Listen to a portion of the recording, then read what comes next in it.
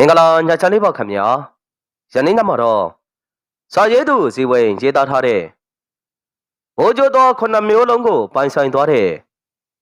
တာမန်လေသမားလေးရဲ့ကံကြမ္မာလို့အမည်ရတဲ့စိတ်ဝင်စားဖွယ်ရဇလန်းကောင်းလေးရဲ့ဇက်သိမ်းပိုင်းကိုပြောပြတင်ဆက်ပေးလိုက်ပါတယ်ဗျာဟုတ်ကဲ့အားလုံးပဲနားဆင်ခံစားပေးကြပါအောင်ခင်ဗျာနန်းတော်ရဲ့ပျက်စီးမှုတွေနောက်ွယ်တွင်အင်းဝနေပြည်တော်ကြီးဟာအေဂျန်တာယာမှုတွေကိုခိတ္တရရှိသွားတော်လဲအမောင်တို့ကလုံးဝအုတ်တော်ပြောက်ွယ်သွားခြင်းမရှိသေးဘူးနေပြည်တော်ကြီးကအောင်သေးရဲ့စွမ်းအားကြောင့်အထိနာသွားတော်လဲသူမရဲ့အသက်ဝိညာဉ်ကိုရွှေမိုးကြိုးသွားရဲ့အစားအသောက်တစ်ခုနှစ်အတူချိတ်ဆက်ပြီးလွတ်မြောက်အောင်လို့ကြံဆောင်သွားနိုင်ခဲ့တယ်အောင်သေးဟောယခုအခါလူသားတအူးအဖြစ်ကနေဝိညာဉ်အဆင့်ကိုကိုပြောင်းသွားခဲ့ပြီဖြစ်ရာသူရဲ့ခန္ဓာကိုယ်ကအရင်ကားကဲ့သို့တာမန်ယုံမျိုးမဟုတ်တော့ဘူးသူဟာတောနဲ့ထိတ်ရှိ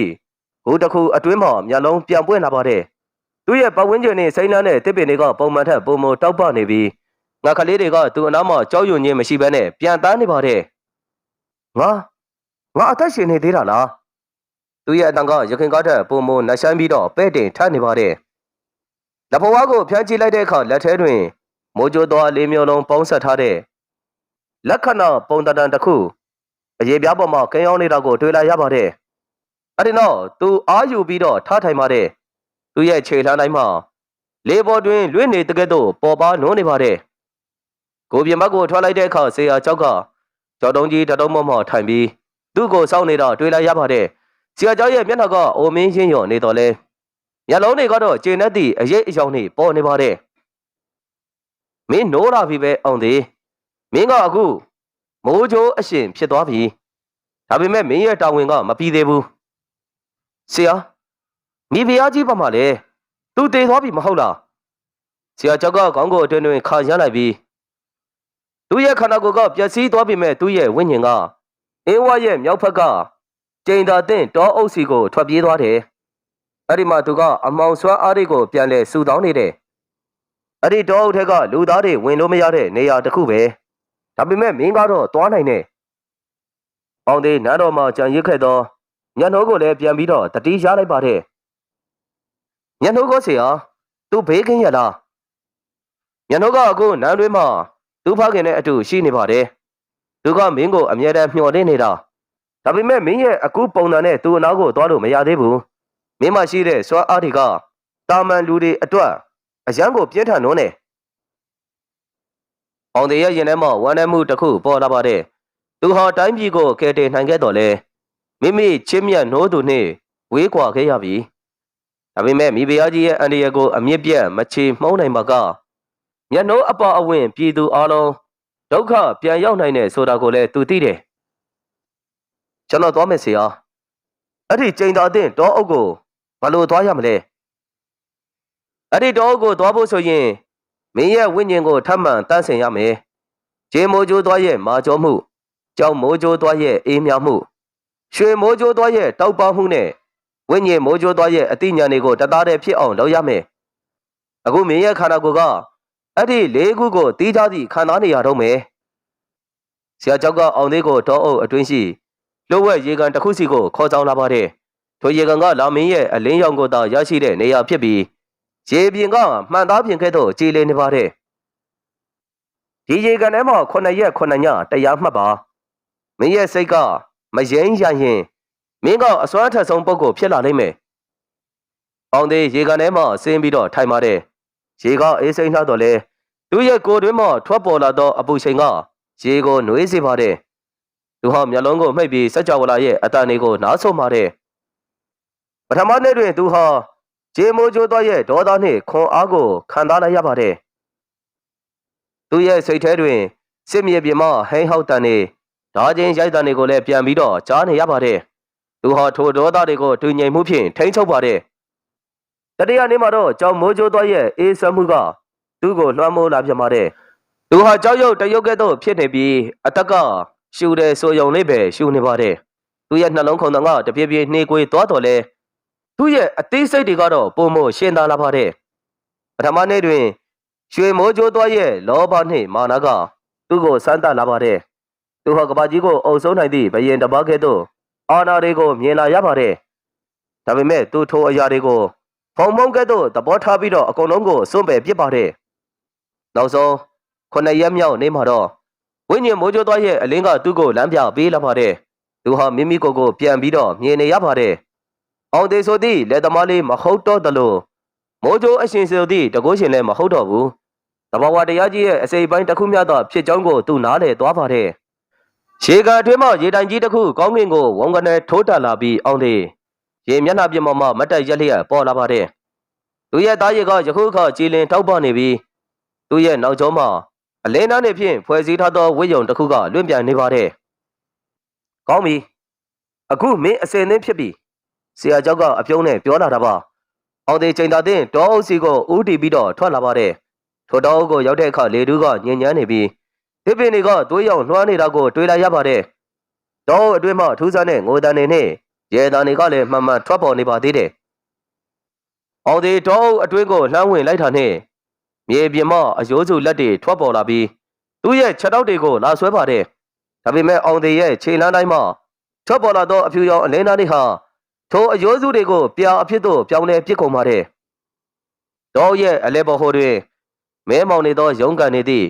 ဝိညာဉ်ကဲကြီးတစ်ခုကိုတွေ့လိုက်ရပါတယ်။၎င်းရဲ့အလဲမှာတော့မိဖုရားကြီးရဲ့မျက်နှာပေါ်လာပါတယ်။အောင်သေးမင်းနောက်တစ်ခါထပ်လာပြန်ပြီပေါ့။ဒီတစ်ခါတော့မင်းကိုငါရဲ့အမှောင်တူထဲမှာထာဝရမြှုပ်နှံထားမယ်။မိဖုရားကြီးကတောအုပ်အတွင်းရှိတစ်ပင်တွေကိုလက်နက်အဖြစ်ပြောင်းလဲပြီးတော့အောင်သေးထံကိုပြစ်လွှတ်ပါတယ်။အောင်သေးလက်ကိုဝှေ့ရမ်းလိုက်တဲ့အခါကောင်းကင်မှမိုးကြိုးတွေတဖြည်းဖြည်းကျဆင်းလာပါတယ်။ဒါပေမဲ့ထိုမိုးကြိုးတွေကဖျက်ဆီးဖို့မဟုတ်ပဲတောအုပ်အတွင်းရှိအမှောင်ထုကိုတန့်စင်ပေးဖို့အတွက်ပါ။မိုးကြိုးသွားရဲ့အနှစ်သာရအလင်းထက်စင်းသက်စေအောင်သေးမြေပြင်ပေါ်ကိုလက်ဝါးနဲ့ရိုက်ချလိုက်ပါတယ်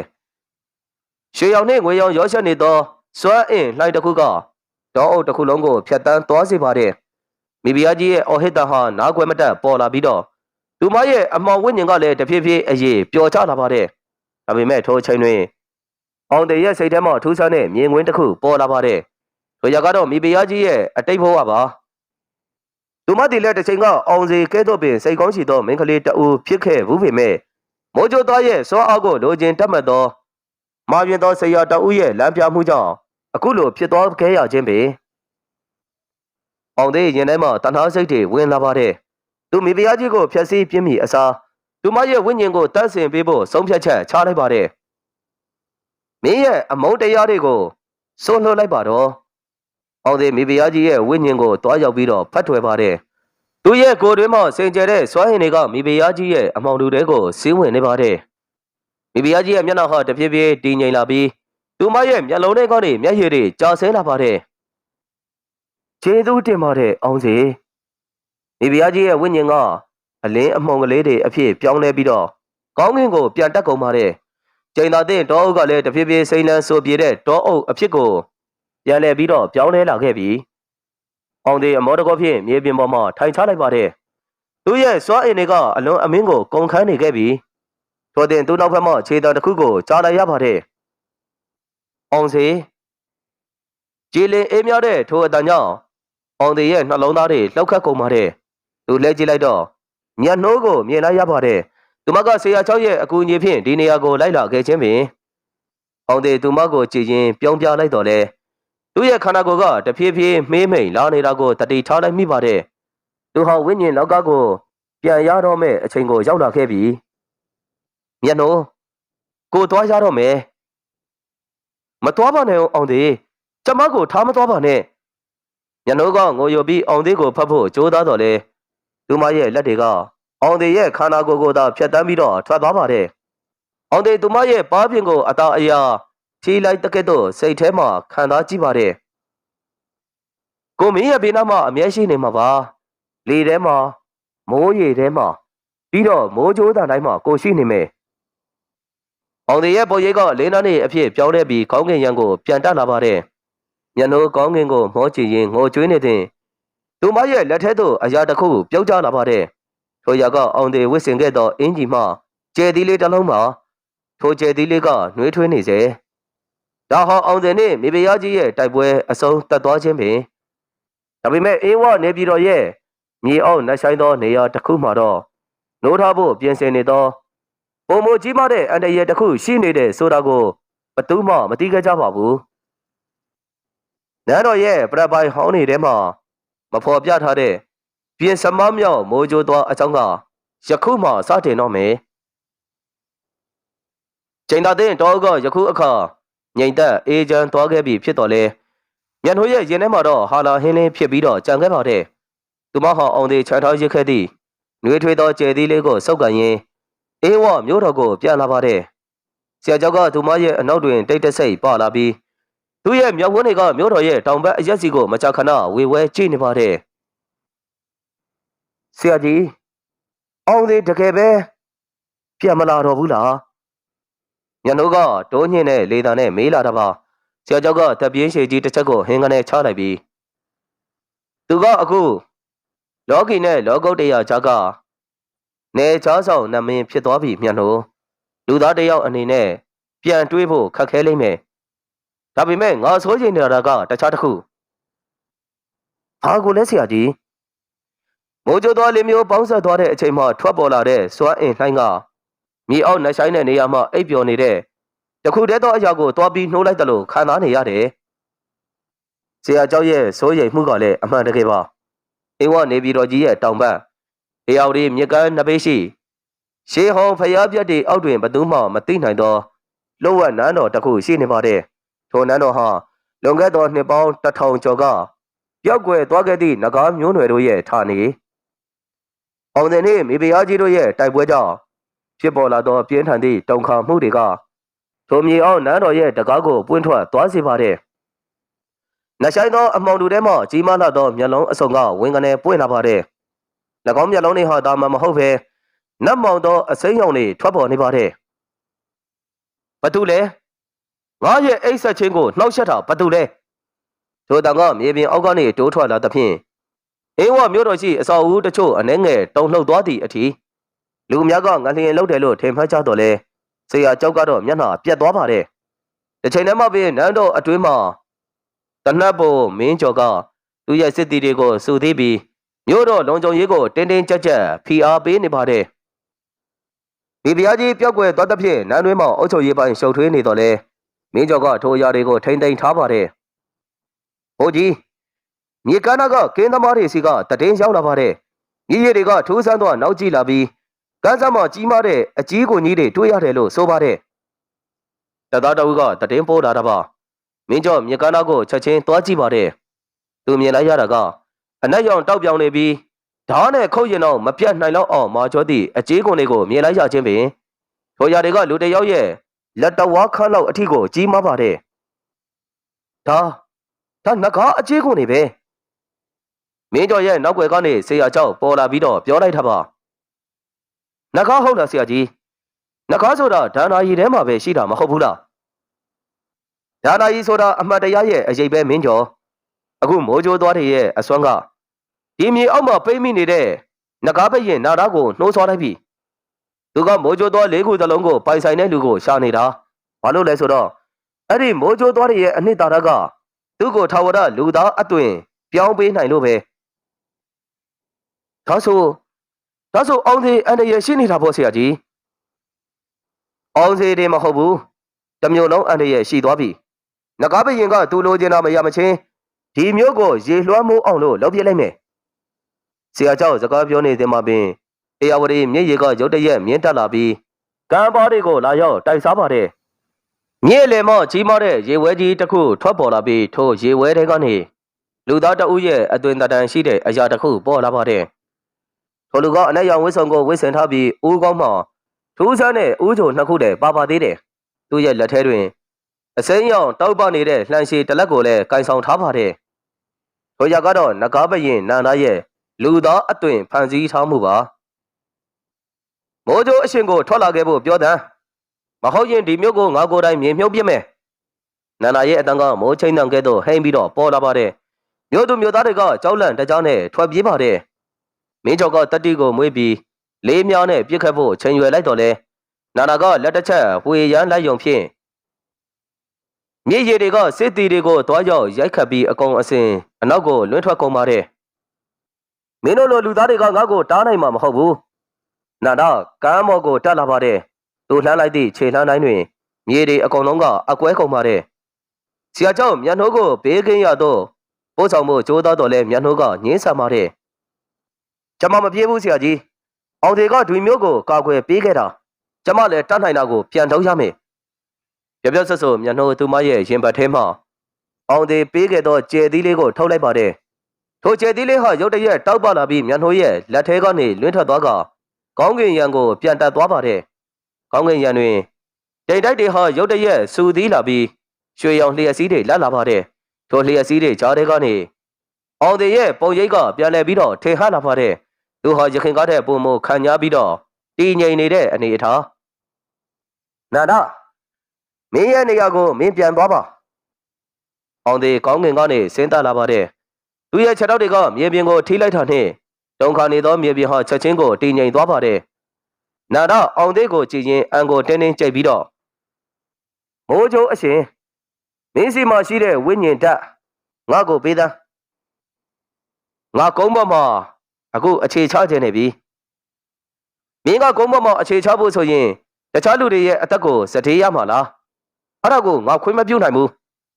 အောင်သေးလက်ကိုစမ်းထုတ်လိုက်တဲ့အခါလေတူထဲမှာမိုးချိုးသောလေးမျိုးစလုံးရဲ့ပုံရိပ်ရောင်တွေထွက်ပေါ်လာပါတယ်နာနာကလည်းသူ့ရဲ့အစိမ်းရောင်လှံကိုမြှောက်ပြီးတော့အောင်သေးထံကိုပြေးဝင်လာပါတယ်ငကားနဲ့မိုးချိုးအရှင်တို့ရဲ့တိုက်ပွဲကစတင်လာခဲ့ပြီဒါပေမဲ့ဒီတိုက်ပွဲဟာတာမန်ခွန်အားပြိုင်တဲ့တိုက်ပွဲမဟုတ်ဘူးဒီအရာကတဘာဝတရားကြီးရဲ့အင်အားနှစ်ခုကြားကနေဟန်ချက်ညီညီရှာဖွေရမယ်တိုက်ပွဲတစ်ခုနာရာကလှန်ဖြင့်ထိုးလိုက်တဲ့အခါအစိမ့်ငွေတွေပါဝင်တဲ့ရေမုံတွေပန်းထွက်လာပါတယ်အောင်တွေကထိုအစိမ့်ငွေတွေကိုကြောင်မိုးချိုးသွားရဲ့အေးမြောင်းမှုနဲ့ခြေဖြတ်ပါတယ်သူတို့နှစ်ဦးရဲ့တိုက်ခိုက်မှုကြောင့်ထွက်ပေါ်လာတဲ့အတန်တွေဟာအင်းဝမြို့တော်တစ်ခုလုံးကိုတုန်ခါသွားစေပါတယ်အောင်သေးတတိထားနဂါးတွေရဲ့အားနည်းချက်ကသူတို့ရဲ့ရင်ဘတ်အလဲကနဂါးမနှိပဲဆရာကျောက်ကလှမ်းអော်ပြီးပြောလာတာပါနာနာဒေါသတကြီးဖြင့်ဆရာကျောက်ထံကိုအစိတ်ရည်တွေနဲ့ပြစ်လွှတ်လိုက်တော့လဲမင်းကျော်ကဒိုင်းကာနဲ့လာပြီးတော့ကာကွယ်ပေးပါတယ်အောင်သေးအခွင့်အရေးကိုချက်ချင်းမြင်လိုက်ရပါတယ်သူဟာကျေးမိုးကျိုးသွားရဲ့ခွန်အားကိုအတုံးချပြီးနာနာရဲ့အရှိကိုလျှက်စီးအလားအမြန်ရောက်လာပါတယ်ဒါပေမဲ့သူ့ရဲ့လက်သီးကနာနာရဲ့ရင်ဘတ်ကိုထိဖို့ပြင်းနေတဲ့မှမင်းအောင်သေးအလိုလိုတန်ကနေဆိုရပ်သွားပါတယ်နာနာရဲ့မျက်လုံးထဲတွင်နာကျင်မှုနှင့်အတူနှစ်ပေါင်းများသောအထီးကျန်ဆန်သောပိမ့်မိနေကြရသည့်ဝမ်းနည်းမှုတွေကိုသူမြင်တွေ့လိုက်ရလို့ပါမင်းကတကယ်တော့အပြင်လောကကိုမြင်ချင်တာပဲမဟုတ်လားနာနာအောင်သေးလေးတန်တိုးတိုးနဲ့မေးလိုက်တာပါနာနာအားတင်သွားပြီးတော့လှန်ကိုအောက်သို့ချကငါ့ကိုမြေအောက်မှာနှစ်ပေါင်း1000ကျော်ပိတ်ထားခဲ့ကြတာငါဒီလောကရဲ့အလားပါတွေကိုမြင်ချင်ရုံတတ်ပါအောင်သေးတစ်ချက်ပြုံးလိုက်ပါတယ်သူဟာမိမိရဲ့ဝိညာဉ်ဓာတ်ကိုအနှဲငယ်ခွဲထုတ်ပြီးနာနာရဲ့လှမ်းပေါ်မှာသွားတင်ပါတယ်ထိုဆွမ်းအားကြောင့်နာနာရဲ့ဦးကြိုကပျောက်ကွယ်သွားပြီးတော့သူ့ရဲ့အသားရည်ကလည်းတာမန်လူတဦးကဲ့သို့ဖြစ်သွားပါတယ်မင်းကငါလူသားအသွင်ပြောင်းပေးမယ်ဒါပေမဲ့မင်းရဲ့စွမ်းအားတွေကိုတော့ဒီမြစ်ထဲမှာထားခဲ့ရမယ်မင်းတာမန်လူတစ်ယောက်အနေနဲ့နေထိုင်နိုင်မလားနာနာမျက်ရည်တွေဝဲလာပြီးတော့ခေါင်းငိမ်သဘောတူလာပါတယ်နေထိုင်ပါမယ်ကျေးဇူးတင်ပါတယ်အရှင်ငကားပရင်နန္ဒာတာမန်လူငယ်တအုပ်အဖြစ်ပြောင်းလဲသွားပြီးတော့မြေကမ်းသားမှာဘုံကနေဆိုလဲကျလာပါတယ်မျက်ရည်တွေကလည်းအခုတော့ပုံမှန်အတိုင်းပြန်လဲတည်ငြိမ်နေကြပြီအောင်သေးမျက်နှာကိုတစ်ချက်လှမ်းကြည့်လိုက်ပါတယ်သူ့ရဲ့ပုံရိပ်ကရခင်ကားထက်ပိုမိုပြီးတော့ပါးလျက်နေခဲ့ပြီသူဟာအချိန်အကြာကြီးလူလောကမှာနေလို့မရတော့ဘူးမျက်နှာကိုတို့နောက်တစ်ခါထပ်တွေ့အောင်မှာပါအဲဒီနောက်အောင်သေးအလင်းတန်းအဖြစ်ပြောင်းလဲပြီးတော့ကောင်းကင်ကိုပြန်လဲတက်သွားပါတယ်မျက်နှာကတော့မျက်ရည်တွေကြားထဲကနေပြုံးနေပါတယ်သူမသိတာကအောင်သေးဟာသူမကိုဘက်တော်မှစွန့်ခွာသွားမယ်မဟုတ်ဘူးဆိုတာကိုပင်ဒါပေမဲ့ထိုညတွင်ဆရာကျောက်ကသူ့ရဲ့မှတ်တမ်းစာအုပ်ထဲမှာစာတကြောင်းကိုထပ်မံပြီးတော့ရေးသားပါတယ်မိုးကြိုးသွားလေးမျိုးပေါင်းဆက်ခြင်းရဲ့နောက်ွယ်တွင်ပြင်စမမြောက်မိုးကြိုးသွားဆိုတာကလည်းထွက်ပေါ်လာတဲ့စမြဲ၎င်းဟာလူသားတွေရဲ့မေတ္တာဓာတ်ပါဒါပေမဲ့ထိုမေတ္တာဓာတ်ကိုဖျက်ဆီးမိမောင်အတိကျသောစိတ်ဝိညာဉ်တစ်ခုဟာ ဝေးလံသောတောင်တန်းတွေရဲ့နောက်ွယ်ကနေအခုစောင့်ကြည့်နေပြီးအင်းဝနေပြည်တော်ရဲ့ငြိမ်းချမ်းမှုကခဏတာလောက်ပဲဖြစ်မယ်ဆိုတာကိုဆရာကျောင်းသိနေပါတယ်။အင်းဝနေပြည်တော်ကြီးကနဂါဖရင်နာနာရဲ့အန်ဒီရဲ့ကနေလွတ်မြောက်ခဲ့တာတလခန့်ရှိပြီးမြစ်ရေကကြည်လင်းသောစီးသင်းနေပြီးမြို့သူမြို့သားတွေကလည်းပုံမှန်လုပ်ငန်းဆောင်တာတွေကိုပြန်လည်ပြီးတော့လုပ်ကင်နေကြပြီ။ဒါပေမဲ့မြို့တော်ရဲ့တည်ငြိမ်မှုအောက်တွင်တိုးတိတ်တဲ့စိုးရိမ်မှုတွေကကိန်းအောင်နေတယ်။အထူးသဖြင့်ဆရာကျောင်းအတွက်တော်ညတင်မြေမတ်နေသောအိမ်မက်ဆိုးတွေကသူ့ကိုအနာမပေးခဲ့ဘူး။ညတကောင်ရဲ့အချိန်ဆရာကျောင်းသူ့ရဲ့ဝါကျောင်းတောင်လေးအတွင်းမှာပရပိုင်ဟောင်းလေးကိုဖိုက်ချူရင်းစိတ်မအေးနိုင်မဲ့ဖြစ်နေပါတယ်။သူ့ရဲ့အရှိမဖျောင်းနိုင်ပြီးကလေမတိုင်ဖက်နဲ့တစ်ဖြက်ဖြက်လှုပ်ခါနေပါတယ်။ရုတ်တရက်အပြင်ဘက်မှထူးဆန်းတဲ့လေပြင်းတစ်ချက်တိုက်ခတ်လာပြီးကျောင်းတောင်တကားကဝုန်းကနေဆိုပွင့်သွားပါတယ်။ဘာတူလဲဆရာကျောင်းမေးလိုက်တော့လဲအပြင်ဘက်တွင်အမောင်တူထဲမှလွဲပြီးဘာမှမရှိ။ဒါပေမဲ့လေတူထဲမှာတော့တာမန်မဟုတ်တော့အေးစိမ့်သည့်ရနန်းတစ်ခုကပါနေပါတယ်။ထိုရာကလူသေးအလောင်းတွေရဲ့ပုတ်စော်နှံခြင်းမဟုတ်ပဲနှစ်ပေါင်းများသောမြေအောက်မှပိတ်မိနေသောဖုံမုံနာကဲ့သို့၆ကက်ကက်ရနံမျိုးတွေထိုချိန်တွင်မြို့တော်ရဲ့မြောက်ဘက်ခဝဲဝဲရှိရှမ်းရိုးမှတောင်တန်းကြီးစီကနေစူးရှားတဲ့အလင်းတန်းတစ်ခုကောင်းကင်ကိုထိုးတက်လာတာမျိုးတော်စစ်တီတွေမြင်လိုက်ရပါတယ်ထိုရကအောင်သေးရဲ့အဖြူရောင်အလင်းကဲ့သို့မဟုတ်ပဲနတ်မောင်နဲ့ခရဲရောင်အလင်းတန်းကြီးနောက်တနေ့နတ်နတ်တွင်မျက်နှိုးနန်းတော်ကိုအသွားလမ်းဘေးမှစူယုံနေတဲ့လူအုပ်ကြီးကိုတွေ့လိုက်ရပါတယ်သူမအနားကိုတိုးကြည့်လိုက်တဲ့အခါရေပြင်ပေါ်တွင်ထူးဆန်းသောတေဆုံးနေသောငှက်အုပ်ကြီးကိုမြင်လိုက်ရပါတယ်ထိုငှက်တွေရဲ့ခန္ဓာကိုယ်တွင်ဒဏ်ရာတစုံတရာမရှိတော့လဲသူတို့ရဲ့မျက်လုံးတွေကပြာနှမ်းနေပြီးကြောက်တုံးကဲ့သို့ခန္ဓာကိုယ်ကမာကျောနေပါတယ်ဒါကြေးမိုးကျိုးသွားရဲ့အစွမ်းနဲ့တူပေမဲ့ပိုပြီးကြောက်စရာကောင်းတယ်မျက်နှိုးရေကျိုးလိုက်တာပါသူမချက်ချင်းပင်ဆရာကျောင်းရှိတဲ့စီကိုအမြန်ပြေးလာပါတယ်ဆရာကျောင်းရဲ့ကျောင်းတော်ကိုရောက်တဲ့အခါဆရာကျောင်းကမြေပြင်ပေါ်မှလဲချနေပြီးတတိမင်းနေတာကိုတွေ့လိုက်ရပါတယ်မျက်နှိုးအပြည့်အထန်ပြူးသူလိုက်မှဆရာကျောင်းမျက်လုံးပွင့်လာပါတယ်မျက်နှိုးအချိန်မရှိတော့ဘူးအမှောင်အရှင်နိုးထလာပြီဆရာကျောင်းရဲ့အတန်ကထုံးကြီးနေပါတယ်ဘသူလဲဆရာကြီးအမှောင်အရှင်ဆိုတာဘသူလဲလွန်ခဲ့တဲ့နှစ်ပေါင်းများစွာကမိုးကြိုးသွားတွေကိုပထမဆုံးဖန်တီးခဲ့တဲ့အကိရဲ့ဆရာကြီးဓမ္မပါဠသူကမသေးနိုင်တဲ့ဈေးကိုဖော်ဆက်ရင်းစိတ်ဖောက်ပြန်ပြီးအမှောင်လောကထဲကိုရောက်သွားခဲ့တာသူ့ကိုရှေးဆရာကြီးတွေကတောင်တန်းတွေအောက်မှာချိတ်ပိတ်ထားခဲ့ကြတယ်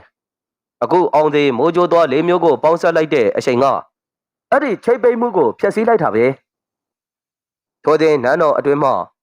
စီတော်တန်တွေဇက်တိုက်ဆိုသလိုပေါ်လာပါတယ်မြို့တော်ရဲ့မြောက်ဘက်တကားမှပြင်းဝင်လာတော့မြင်းတဲ့တော်တအုပ်ကတည်င်းသောတစ်ခုကိုယူဆောင်လာပါတယ်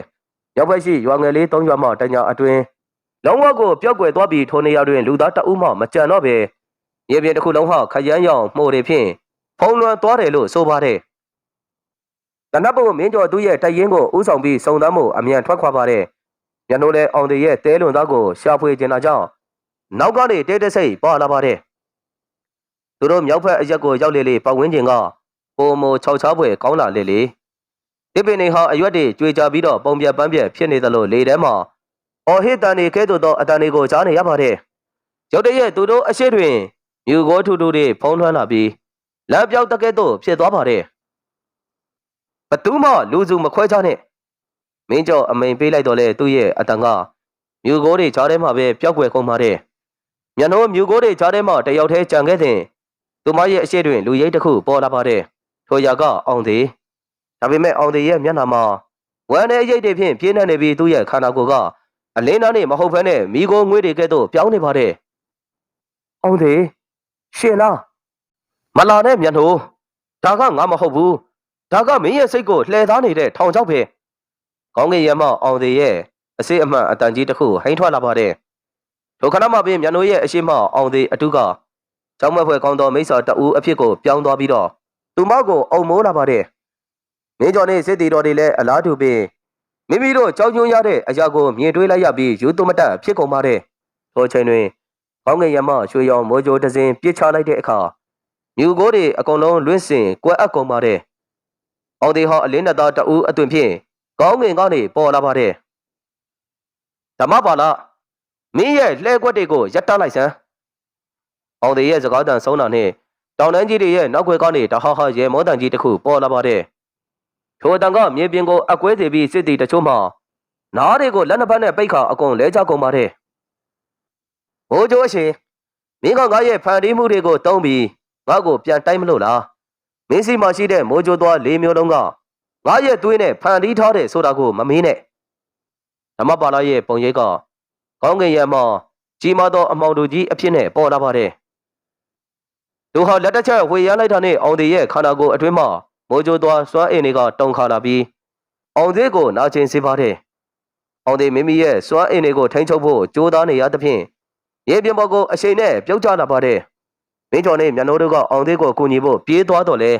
အမောင်တို့ထဲမှာထွက်ပေါ်လာတဲ့ခရမ်းရောင်လျှက်စီးသားတွေကသူတို့ကိုတားဆီးလိုက်ပါတယ်။မင်းတို့အားလုံးငါရဲ့လက်ထဲကိုရောက်ပြီးဓမ္မပါဠိကသူ့ရဲ့အမောင်လက်တံကြီးတွေကိုနန်းတော်ရှိရာအင်းဝမြို့တော်စီကိုစမ်းထုတ်လိုက်ပါတယ်။သူဟာတမျိုးလုံးကိုဝါမျိုးဖို့ပြင်ဆင်နေပြီ။အောင်သေးဒူးထောက်လျက်သားပင်ကောင်းကင်ကိုကြည့်ပြီးတော့အားတင်းလိုက်ပါတယ်။သူ့ရဲ့နှလုံးသားထဲတွင်ပြင်စမမြောက်မိုးကြိုးသွားဖြစ်သည့်မြစ်တာတက်ကိုရှာဖွေရမယ်ဆိုတာကိုတတိပြန်ရလိုက်ပါတယ်။ဒါပေမဲ့ယခုကဲ့သို့ပြင်းထန်တဲ့အမုန်းတရားတွေကြားထဲမှာထိုတက်ကိုဘယ်လိုဖော်ထုတ်ရမှာလဲ။အေဝမြို့တော်ရဲ့ကောင်းကင်ရံဟာအနက်ရောင်တိမ်တိုင်ကြီးတွေနဲ့ဖုံးလွှမ်းနေပြီးနေကင်းချောင်းတော်မှာပင်ညတကောင်ရံကဲ့သို့မှောင်အတိကျနေပါတယ်။မြို့သူမြို့သားတွေကကြောင်းလန့်တကြားဖျားကြောင်းကန်နေတဲ့ကိုပြေးဝင်ပြီးဆူတောင်းနေကြတော့လေအမောင်တို့ကတဖြည်းဖြည်းနဲ့ပို့ပြီးတော့နှိမ်ဆင်းလာပါတယ်။မြို့ပြင်တွင်တော့အောင်သေးကဓမ္မပါဠိရဲ့အမောင်စွမ်းအားတွေကြောင့်အတင်းကိုရုန်းကန်နေပါတယ်။သူ့ရဲ့ကိုယ်တွင်းရှိမိုးကြိုးသွား၄မျိုးဟာဓမ္မပါဠိရဲ့ခေါ်ယူမှုကြောင့်အောင်သေးရဲ့ထိန်ချမှုအောက်ကနေလွတ်ထွက်ဖို့ကြိုးစားလာနေပြီ။အောင်သေးရဲ့အသားတွေဟာတဖြည်းဖြည်းမီးခိုးရောင်ပြောင်းလာပြီးသူ့ရဲ့မျက်လုံးတွေထဲမှာလည်းအမောင်အရိပ်တွေရှက်သားလာပါတယ်။အောင်သေးလက်မလွတ်ပါနဲ့ရှင်ကကျမတို့ရဲ့မျှော်လင့်ချက်ပဲ။ညနိုးကအမောင်တတိုင်းကိုဖောက်ထွက်ပြီးအောင်သေးရဲ့အနားကိုတိုးလာပါတယ်။သူမရဲ့လက်ထဲတွင်အောင်သေးပေးခဲ့တဲ့ကျဲသီးလေးကိုလည်းစောက်ကင်ထားတယ်။မင်းကျော်ကလည်းသူ့ရဲ့ဓာတ်ဖြင့်အမောင်လက်တံတွေကိုခုတ်ပိုင်းရင်အောင်သေးကိုကာကွယ်ပေးနေပါတယ်။မင်းတို့လူသားတွေကဘာမှမတတ်နိုင်ဘူး။ဓမ္မပါဠိရဲ့အတန်ကခေါင်းငင်ရံကနေဟိမ့်ပြီးတော့ပေါ်လာပါတယ်။ရုတ်တရက်ဓမ္မပါဠိအမောင်လျက်စီးတစ်ခုကိုမျက်နှိုးထံသို့ပြစ်လွှတ်လာပါတယ်။အောင်သေးမျက်လုံးတွေပြူးသွားပြီးတော့အသီးစိတ်တွေရုတ်တရက်ပြန်လဲနိုးချလာပါတယ်။သူအစွမ်းကုန်အားဆိုင်ပြီးမျက်နှိုးရဲ့အရှိကိုခုံဝင်ကထိုအမောင်လျက်စီးကိုမိမိရဲ့ရင်ပန်းနဲ့ခံယူလိုက်ပါတယ်။ဘုံကနေမိသားတစ်ချက်နဲ့အတူအောင်သေးအနောက်ကိုလွင့်စင်သွားပြီးတော့သွေးတွေအန်ကျလာပါတယ်။ဒါပေမဲ့သူ့ရဲ့သွေးတွေဟာရခင်ကဲ့သို့หนีရဲမနေတော့ပဲရွှေရောင်အလင်းသားနဲ့တောက်ပနေပါတယ်။ထိုသွေးဆက်တွေမြေပြင်ပေါ်ကိုကြောက်ရောက်သွားတဲ့အခါအမောင်တို့ကတဖြည်းဖြည်းနဲ့ပျောက်ကွယ်လာပါတယ်။ဟင်ဒါကဘာလဲဓမ္မပါဠိကိုယ်တိုင်အားသင်သွားတာပါ။အဲဒီနောက်အောင်သေးအားယူပြီးတော့ပြန်ထပါတယ်။သူ့ရဲ့မျက်နှာတွေနာကျင်မှုမရှိတော့ပဲထူးဆန်းတဲ့တိမ်ငိမ်မှုနဲ့ဂယုဏတရားတွေသာပြင်းထန်နေပါတယ်။သူဟာမိမိရဲ့လူသားဘဝကိုစတေးခဲယုံနေမကပဲယခုအခါမိမိချစ်မြတ်နှိုးသူအတွက်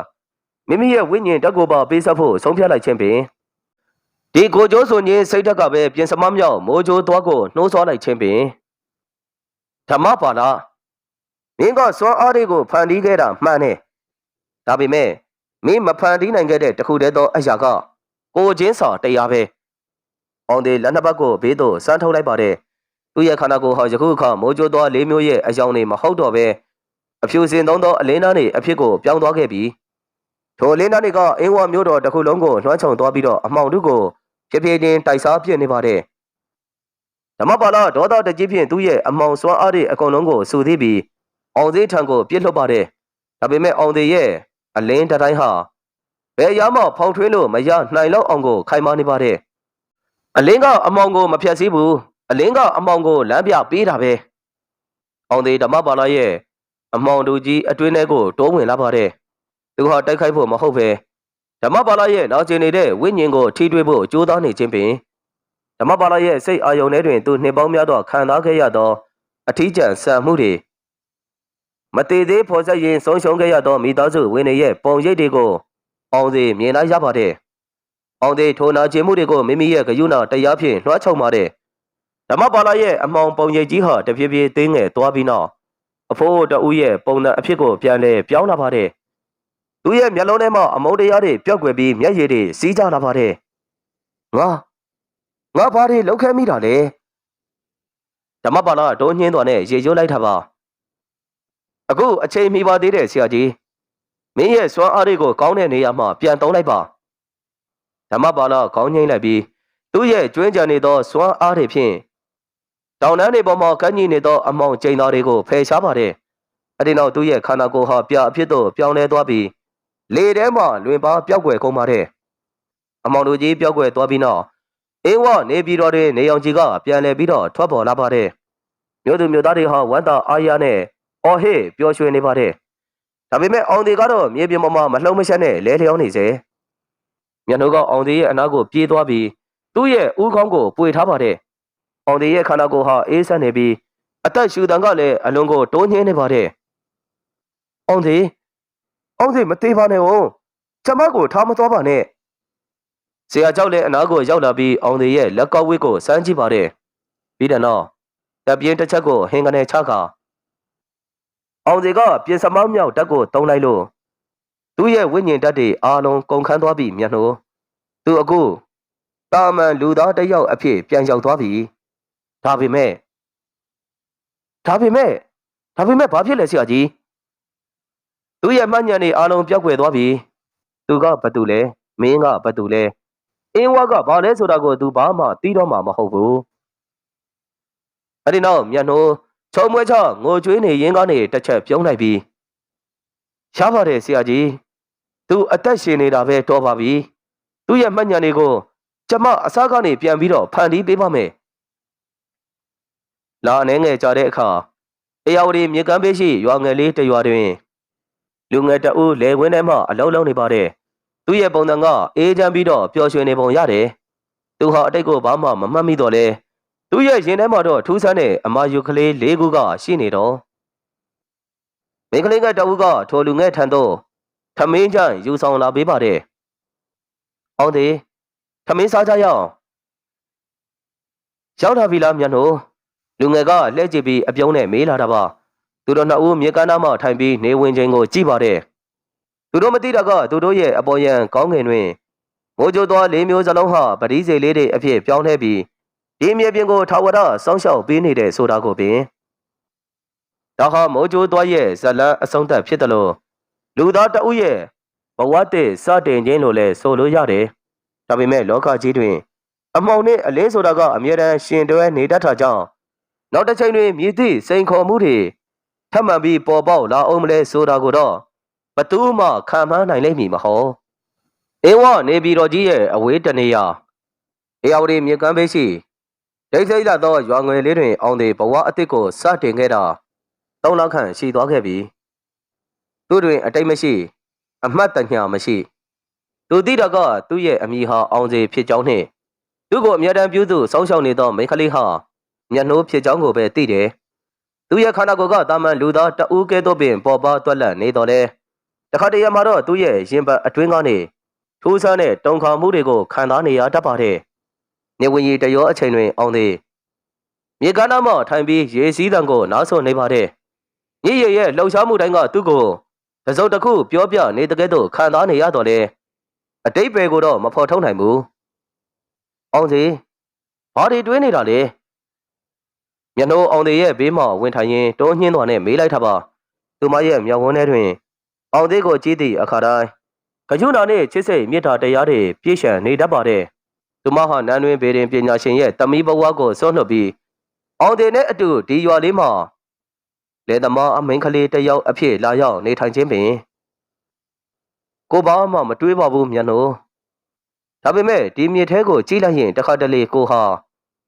အခြားတနေရာကနေလာတဲ့လူတို့ခံစားရတယ်။အောင်သေးရဲ့စကားကြောင့်မျက်နှာခိတ္တခဏတိတ်ဆိတ်သွားပါတယ်။သူမဟာအတိတ်ကအကြောင်းအရာတွေကိုအောင်သေးအားပြောပြဖို့အချိန်ချင်းကြိုးစားခဲ့ဘူးတော့လေဆရာကျောက်ကတားမြစ်ထားခဲ့ခြင်းပင်သူရဲ့ဝိညာဉ်ကအနားယူနေတာမျက်နှာအတိတ်ကိုအတေးအဓမ္မပြန်တတိပေးရင်သူ့ရဲ့အုံနှောင်းနဲ့နှလုံးသားကခံနိုင်မှာမဟုတ်ဘူး။ဆရာကျောက်ကထို့သို့ဆိုခဲ့ဘူးပါတယ်။အဲ့ဒီချိန်ရွာလမ်းအတိုင်းမြင်းခွာတန်တွေကိုပြင်းထန်သွားနဲ့ကြားလိုက်ရပါတယ်။ရွာသားတွေဟာကြောက်လန့်တကြားလမ်းဘေးကိုဖယ်ပေးကုန်ပါတယ်။မြင်းတီတော်9 ဦးခန့်ကအောင်တေတို့ရှိရာမြေကားသားစီကိုဦးတီလာနေပါတယ်။ထိုသူတွေရဲ့ဝစ်ဆုံဟာအင်းဝနန်းတွင်းမှမဟုတ်ပဲ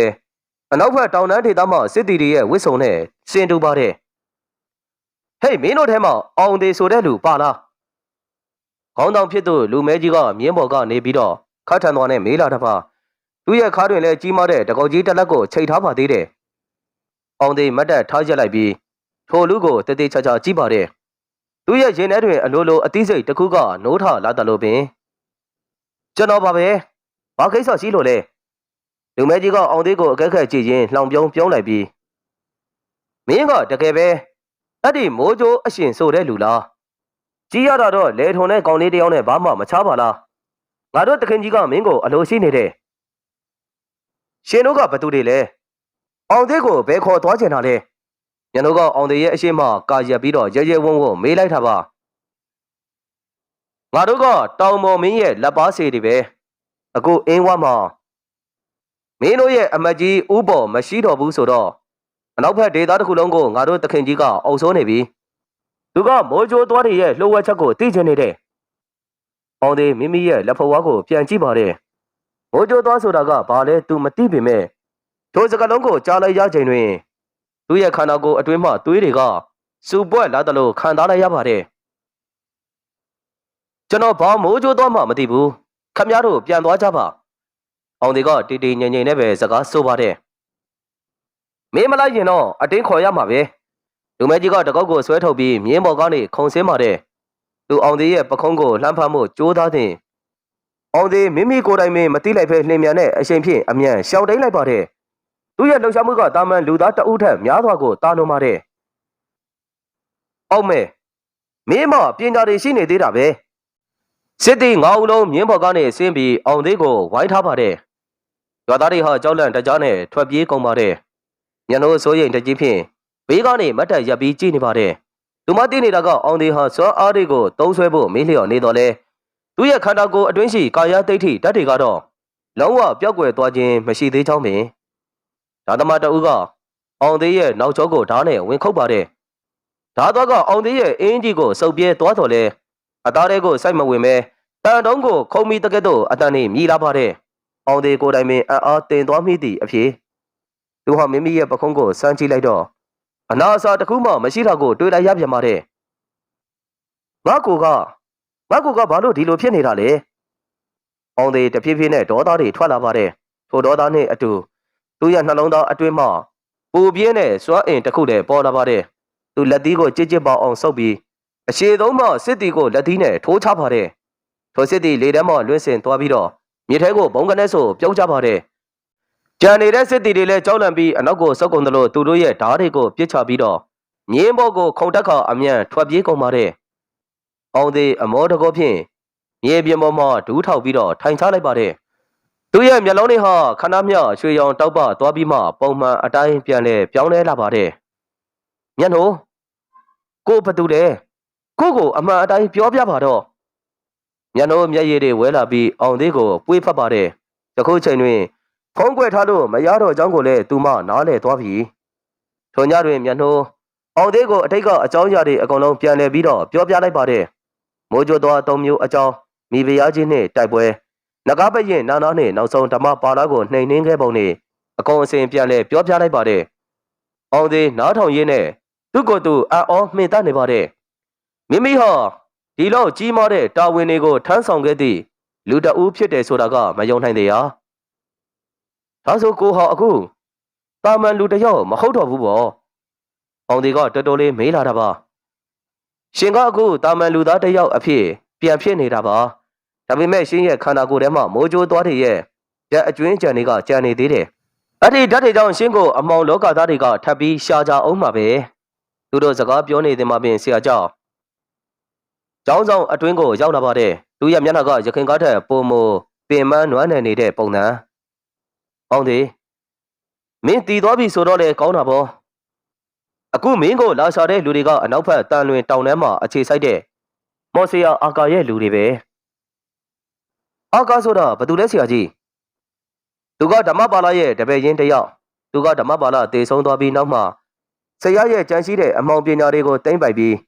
မင်းစီကမိုးကြိုးသွားဓာတ်ကျွင်းတွေကိုလိုချင်နေတာအဲ့ဒီဓာတ်တွေကိုရရင်သူကစထမမြောက်မိုးကြိုးသွားကိုဖန်တီးနိုင်လိမ့်မယ်လို့ယုံကြည်နေတယ် အောင်သည်အန်ကိုတင်းတင်းကြိတ်လိုက်ပါတယ်။သူဟာအေးချမ်းသောနေထိုင်ခြင်းတော်လဲကံကြမ္မာကသူ့ကိုခွင့်ပြုမပေးခဲ့တော့ဘူး။ကျွန်တော်ဘာလို့ရမလဲဆရာကြီး။မင်းအခုတန်လွင်တောင်တန်းကိုသွားရမယ်။အဲ့ဒီမှာရှိတဲ့အလင်းကူထဲမှာမင်းရဲ့ပျောက်ဆုံးနေတဲ့မှတ်ဉာဏ်နေနဲ့စွမ်းအားတွေကိုပြန်လဲစုသိရမယ်။အဲ့ဒါမှတော့အာကာကိုမင်းရင်ဆိုင်လို့ရမယ်။မင်းဒီတိုင်းနေရင်ညနှိုးနဲ့ဒီရွာသားတွေပါအကုန်လုံးဒုက္ခရောက်သွားလိမ့်မယ်။အောင်သည်မျက်နှိုးကိုပြန်ကြည့်လိုက်ပါတယ်။မျက်နှိုးကလည်းကောင်းငိမ့်ပြပြီးတော့ကျမလည်းရှင်းနောက်ကနေလိုက်ခဲပါမယ်အောင်စီမဖြစ်ဘူးမျက်နှိုးလက်ခကြီးကအလွန်ကိုအန္တရာယ်များတယ်။မင်းဒီမှာပဲဆရာကြီးနဲ့အတူနေရစ်ပါ။အောင်သည်ထိုညမှာပင်လိုအပ်တဲ့ပစ္စည်းတချို့ကိုပြင်ဆင်ပြီးခကြီးထွက်ဖို့စတင်ပါတယ်။ဆရာကျောက်ကသူ့ကိုရှေးဟောင်းဓာတ်တလက်ပေးလာပါတယ်။ထိုတာကမိုးကြိုးသွားတွေဖြင့်တွန်းလှုပ်ထားခြင်းမဟုတ်တော့လဲဆရာကျောက်ရဲ့အစီအစဉ်တွေတော့ပါဝင်ပါတယ်။အောင်သည်အနောက်ဘက်ကိုဦးတင်ပြီးတော့ခကြီးစားထွက်ပါတယ်။တန်လွင်တောင်တန်းကြီးဟာမိုးကုတ်ဆက်ဝိုင်းတွင်ထောင်ထောင်မတ်မတ်တည်ရှိပါတယ်။လမ်းခကြီးတွင်သူဟာထူးဆန်းတဲ့တဘာဝဖြစ်ရတဲ့ကိုလည်းကြုံတွေ့ရသေးတယ်။တစ်ပင်တွေဟာသူလမ်းလျှောက်ရလမ်းတစ်လျှောက်တွင်လမ်းဖယ်ပေးကြပြီးတလိပ်ဆန်တွေကလည်းသူ့ကိုအလေးပြုတဲ့ကဲ့သို့ညှိတတ်ကုန်ပါတယ်။တောင်ရမြောင်နေမှာတော့သူတောင်ကျရှိရွာပြက်ကြီးတစ်ခုစီကိုရောက်လာပါတယ်။ထိုရွာတွင်လူသူတအူးတယောက်မှမရှိတော့လဲလေတူထဲမှာတော့ငိုရှိုက်တန်တွေကိုကြားနေရပါတယ်။အောင်သေးတော်တော်ကိုတင်းတင်းဆုပ်ကန်ပြီးရွာလေလမ်းမှာရှောက်သွားစဉ်မြေပြင်မှာမိကိုရောက်လက်တံကြီးတွေထွက်ပေါ်လာပြီးသူ့ကိုပဝင်းချင်းအနှံ့ကနေဝင်းရလိုက်ပါတယ်။အောင်သေးမင်းကိုစောင့်နေတာကြားပြီ။လေထဲမှာပဲတင်ထွက်ပေါ်နေတဲ့အတန်တစ်ခုပေါ်လာတာပါ။အဲ့ဒီနောက်အနက်ရောင်ဝစ်ဆောင်ဝေထားတဲ့လူငယ်တအူးရုပ်တွင်မြင်လိုက်ရပါတယ်။သူရဲ့မျက်နှာကအလွန်ကိုချောမောနေတော့လဲမျက်လုံးတွေကတေလူတယောက်ကဲ့သို့အေးဆက်ဆက်နဲ့ထိုသူကတခြားသူမဟုတ်မော်စေရအာကာပါ။မင်းကအာကာလား။အောင်သေးမေးလိုက်တာပါ။မှန်တယ်ငါကဓမ္မပါလာရဲ့အမွေစက္ကန့်သူတယောက်မင်းစီမှာရှိတဲ့ဝိညာဉ်ဓာတ်တွေကိုငါစီကောင်းကောင်းမွန်မွန်ပေးအပ်လိုက်ပါဒါဆိုရင်မင်းရဲ့မျက်နှာကိုငါအသက်ချမ်းသာပေးမယ်အောင်သေးရဲ့ရင်ထဲမှာဒိန်ကနေဖြစ်သွားပါတယ်မျက်နှာကဘာဖြစ်လို့လဲအာကလက်တစ်ချက်ဝေရလိုက်တဲ့အခါလေထဲမှာပုံရိပ်တစ်ခုပေါ်လာပါတယ်မျက်နှာဟာခရဲရောင်မော်ကွင်းတစ်ခုထဲမှာပိတ်မိနေပြီးအသက်ရှူရကြက်နေတဲ့ပုံစံမျိုးမင်းရှုံးပါလားကြည်လားအောင်သေးဒေါသတကြီးဖြင့်အာကာထံကိုပြေးဝင်ပါတယ်ဒါပေမဲ့အာကာကခြေတစ်ချက်ဆောင်းလိုက်ရုံဖြင့်မြေကြီးတွေအကွဲကုန်ပြီးအောင်သေးကြောက်ထဲကိုပြုတ်ကျလာပါတယ်ကျောင်းအောက်ခြေကိုရောက်တဲ့အခါအောင်သေးမှောင်အထီးကျတဲ့နေရာတစ်ခုကိုကြောက်သွားပါတယ်ထိုနေရာမှာထူးဆန်းတဲ့အလင်းတိုင်လေးခုရှိနေပါတယ်အဲ့ဒါကကြေးကြောက်ရွှေနှင့်ဝိညာဉ်အလင်းတိုင်တွေပါမင်းရဲ့စွမ်းအားတွေကိုပြန်ယူမလားဒါမှမဟုတ်မျက်နှိုးအသေးခန္ဓာကိုကြည့်မလားအာကာရဲ့အတန်ကအထက်ကနေပြန့်လွင့်ပြီးတော့ပေါ်လာတာပါအောင်သေးအလင်းတိုင်းတွေရဲ့အလဲမှာသွားထိုင်ပါတယ်သူဟာအတိတ်ကအမှတ်တညာတွေကိုပြန်လဲတူးဆွားဖို့ကြိုးစားနေခြင်းပင်သူရဲ့ခေါင်းထဲမှာနာကျင်မှုတွေပြင်းထန်လာတော့လဲသူလုံးဝလက်မလျှော့ဘူးငါကအောင်သေးငါကမိုးချိုးအရှင်အောင်သေးအတက်ကြဲကြဲအော်ဟစ်လိုက်တဲ့အလင်းတိုင်းလေးခုသလုံးမှာပြင်းထန်သောတောက်ပလာပြီးသူ့ရဲ့ခန္ဓာကိုယ်ထဲသို့စီးဝင်ကုန်ပါတယ်အောင်သေးရဲ့မျက်လုံးတွေပွင့်လာတဲ့အခါသူ့ရဲ့မှတ်ဉာဏ်တွေအကုန်လုံးကိုပြန်လဲပြီးတော့ရလိုက်ပါတယ်သူ၆ထဲကနေလျှက်စီးအလားပြန်တက်လာပြီးအာကာရဲ့အရှိမမတ်တက်သွားရပါတယ်ယခုအခါအောင်သေးရဲ့လက်ထဲတွင်မိုးကြိုးသွားတွေဖြင့်ဖွဲ့စည်းထားတဲ့အလင်းလှန်ရှည်တလက်ရှိနေခဲ့ပြီးအာကာမင်းရဲ့ကစားပွဲကအဆုံးသတ်ပြီအောင်သေးလှန်ကိုမြှောက်ပြီးတော့ကောင်းကင်ရံကိုချိန်ရွယ်ပါတယ်ပြင်းထန်တဲ့မိုးကြိုးတန်ကြီးတစ်ချက်ထွက်ပေါ်လာပြီးအာကာရဲ့မော်အစီအရင်တွေအကုန်လုံးကိုဖျက်ဆီးပစ်လိုက်ပါတယ်မျက်နှာမော်ကွင်းထဲကနေလွတ်မြောက်သွားပြီးတော့အောင်သေးရဲ့ရင်ဝင်ထဲကိုလဲချလာပါတယ်အောင်သေးသူမကိုတင်းတင်းဖတ်ထားရေးအာကာကိုပြန်ကြည့်ပါတယ်အာကာကကြောက်လန့်တကြားဖြင့်အနောက်ကိုစုံနေပြီးမင်းဘယ်လိုလုပ်ဒါကိုလုံနိုင်တာလဲဒါဟာငါရဲ့စွမ်းအားမဟုတ်ဘူးအာကာဒါဟာငါ့ကိုချစ်တဲ့လူတွေပေးတဲ့အင်အားပဲအောင်သေးအာကာကိုမတတ်ဖဲသူ့ရဲ့မော်ပညာတွေကိုသာရုပ်သိမ်းပစ်လိုက်ပါတယ်အာကာဟာတာမန်လူသားတအုပ်အဖြစ်ကိုပြောင်းသွားပြီးတော့တောင်တန်းနေအနောက်ကိုထွက်ပြေးပြောက်ွယ်သွားပါတော့တယ်အောင်သေးနဲ့မြန်လို့လဲတန်လွင်တောင်တန်းပေါ်မှာမတ်တက်ရရင်နေထွက်လာတာကိုငေးကြည့်နေပါတယ်သူတို့ရဲ့ဘဝတွေအခက်အခဲပေါင်းများစွာကိုကြော်ဖြတ်ခဲ့ကြပြီးပြီအောင်သေးသူ့ရဲ့စွမ်းအားတွေကိုတိုင်းပြည်ကာကွယ်ဖို့အတွက်အသုံးချမယ်လို့တစ္ဆာပြုလိုက်ပါတယ်အင်းဝနေပြည်တော်ကြီးဟာနောက်ဆုံးတွင်အေဂျင့်တာယာမှုအစစ်အမှန်ကိုရရှိလာခဲ့ပြီး မိုးကြိုးသွားရဲ့ဒါနာရီကလည်းလူတွေရဲ့ပါဇက်ဖျားထဲမှာထာဝရတည်ရှိနေပါတော့မယ်။တန်လွင်တောင်တန်းထက်မှအာကကိုနှိမ်နှင်းပြီးနောက်အောင်တင်နှင့်မြန်နှိုးတို့အင်းဝနေပြီးတော့ကိုပြန်လဲရောက်လာပါတယ်။ဒါပေမဲ့မြို့တကားဝကိုရောက်တာနဲ့ပဝင်းကျင်ရဲ့ထူးဆန်းတဲ့ပြောင်းလဲမှုတွေကိုသူတို့တတိပြုမိလာပါတယ်။စီကားလာတော့မြို့တော်လမ်းမတွေပေါ်တွင်လူသူကင်းမဲ့နေပြီးလေတူထဲမှာလည်းညှော်နှံတင်းတင်းနဲ့အေးစိမ့်နဲ့အငွေအသက်တွေကဖုံးလွှမ်းနေပါတယ်။အောင်သေးတခုတော့မှားနေပြီ။ညနှုတ်ကအောင်သေးရဲ့လက်မောင်းကိုတင်းတင်းဆုပ်ကန်ရင်းတော်တော်လေးပြောလာတာပါ။အောင်သေးကခေါင်းငိမ့်ပြပြီးတော့မျက်မှောင်တစ်ချက်ကျုပ်လိုက်ပါတယ်။သူ့ရဲ့ခန္ဓာကိုယ်အတွင်းရှိမိုးကြိုးသွားတတ်ဟာအလိုအလျောက်နိုးကြလာပြီးအန်တရဲ့ရှီချောင်းကိုအချက်ပြနေပါတယ်။သူတို့နန်းတော်ရှိရာကိုတတိကြီးတော်ဖြင့်ရှောက်လှမ်းလာပါတယ်။လမ်းဘေးရှိအိမ်တချို့ကမီးလောင်ပျက်စီးနေပြီးမြေပြင်မှာနန်းတွင်းစစ်တီတချို့ရဲ့အလောင်းတွေကိုတွေ့လာရပါတယ်။ဒါတွေကတာမန်လက်နက်နဲ့တေးတာမဟုတ်ဘူး။အောင်သေးအလောင်းတစ်လောင်းရဲ့အနားမှာဒူးထောက်ထိုင်ပြီးတော့စစ်ဆေးကြည့်ပါတယ်။ထိုစစ်တီရဲ့ရင်ဘတ်တွင်ဒဏ်ရာမရှိတော့လဲတကောလုံးမှာသွေးတွေခန်းချောက်ပြီးတစ်သားကြောက်ရုပ်လိုဖြစ်နေပါတယ်။၎င်းဟာအမောင်လောကရဲ့သွေးဆုံမာနညောင်ဖြစ်မှန်းအောင်သေးချက်ချင်းသိလိုက်ပါတယ်။နန်းတော်ရှိကိုရောက်တဲ့အခါသူတို့ကိုစီးကြိုနေသောတနတ်ဖို့မင်းကျော်ကိုလည်းတွေ့လိုက်ရပြန်ပါတယ်။သို့တော့မင်းကျော်ရဲ့အခြေအနေကအလုံးကိုစိုးရင်ရတဲ့အနေအထားသူရဲ့ဘဲဘက်လက်မောင်းတွင်ကြီးမားတဲ့ဒဏ်ရာရထားပြီးတော့အဝေစားတွေကလည်းသွေးတွေနဲ့ရွှဲရွှဲစိုးနေပါသေးတယ်။မင်းကျော်ဘာဖြစ်တာလဲ။ဘသူသားကိုလှုပ်တာလဲ။အောင်သေးမင်းပြန်လာတာအချိန်မှီပါပဲ။နန်းတော်တဲကိုသွေးစားတဲ့အရှင်တို့ခေါ်တဲ့မိစ္ဆာတကောင်ဝင်စည်းနေပြီ။သူကမိဖုရားကြီးရဲ့အကျွင်းကြံဝိညာဉ်ဓာတ်ကိုတုံးပြီးနန်းတော်အောက်ကမြေတိုက်ထဲကနေထွက်လာတာ။သွေးစားတော့အရှင်ဟုတ်လား။ဟုတ်တယ်။သူကလူသားတွေရဲ့သွေးကိုစုပ်ယူပြီးသူ့ရဲ့ခွန်အားကိုဖြည့်တင်းနေတာ။အခုဆေးရကြောက်လေသူ့ကိုတားဆီးဖို့ကြိုးစားရင်နန်းတော်ထဲမှာဖိတ်မိနေပြီ။အောင်သေးမစွိုင်းမြတ်တော့ပဲနန်းတော်ထဲကိုပြေးဝင်ဖို့ပြင်ဆင်ပါတယ်။ရန်တို့ကလည်းအနောက်ကနေလိုက်ဖို့ပြင်မိမဲ့အောင်သေးကအမြန်တားဆီးပါတယ်။ရန်တို့မင်းဒီမှာပဲမင်းကျော်ကိုကူညီပေးပါ။နန်းတော်ထဲမှာအမောင်စွမ်းအားတွေကအရန်ကိုပြင်းထန်နေတယ်။ကိုတယောက်တည်းသွားတာကပိုပြီးစိတ်ချရတယ်။အောင်သေးနန်းတော်ရဲ့အတွင်းကောင်ကိုရောက်ရှိတဲ့အခါအမောင်တို့ကပုံမထူထလာပါတယ်။နိုင်ရနေပေါ်မှာသွေးရောက်လွှမ်းတဲ့အင်းကွက်တွေထွက်ပေါ်နေပြီးလေထဲမှာနာကျင်သောအဟိတန်တွေကပဲတင်ထနေပါတယ်။ညီလာခံခမ်းမကြီးရဲ့အလဲတွင်လူတအုပ်ရဲ့ပုံတံရှိသောအရာတစ်ခုကထိုင်နေပါတယ်။၎င်းရဲ့ပတ်ဝန်းကျင်တွင်တေဆုံးသွားတဲ့စစ်တီတွေရဲ့ဝိညာဉ်တွေကတဝေဝေနဲ့ပြန့်လွင့်နေပါတယ်။မိုးကြိုးအရှင်မင်းရောက်လာပြီပဲ။ထိုမိစ္ဆာရဲ့အတန်ကလူအများပြားတပြိုင်နက်တည်းစကားပြောနေတကဲ့သို့ထူးဆန်းစွာနဲ့အကွဲနေပါတယ်။သူမတိုက်ရလိုက်တဲ့အခါသူ့ရဲ့အရက်ကတာမန်လူထက်နှစ်ဆခန့်ပုံမမြင်မာနေတာကိုတွေ့လိုက်ရပါတယ်။သူ့ရဲ့လက်ချောင်းတွေဟာခြုံထက်တဲ့လက်သေးရှည်ကြီးတွေဖြစ်နေပြီးမျက်လုံးတွေကသွေးရောင်ကတ်သို့หนีမြန်းနေပါတယ်။မင်းကဘာတူလဲ။ဘာကြောင့်ငါမျိုးတော်ကိုဖျက်ဆီးနေတာလဲ။အောင်တွေကဟိန်ဟောက်လိုက်တာပါ။ငါကဒီမြေအောက်မှာနှစ်ပေါင်းများသောငတ်မွနေတဲ့သူပဲ။မင်းရဲ့မိုးကြိုးသွားတွေကငါ့ကိုနိုးထစေခဲ့တာ။အခုမင်းစီမှာရှိတဲ့ဝိညာဉ်ဓာတ်တွေ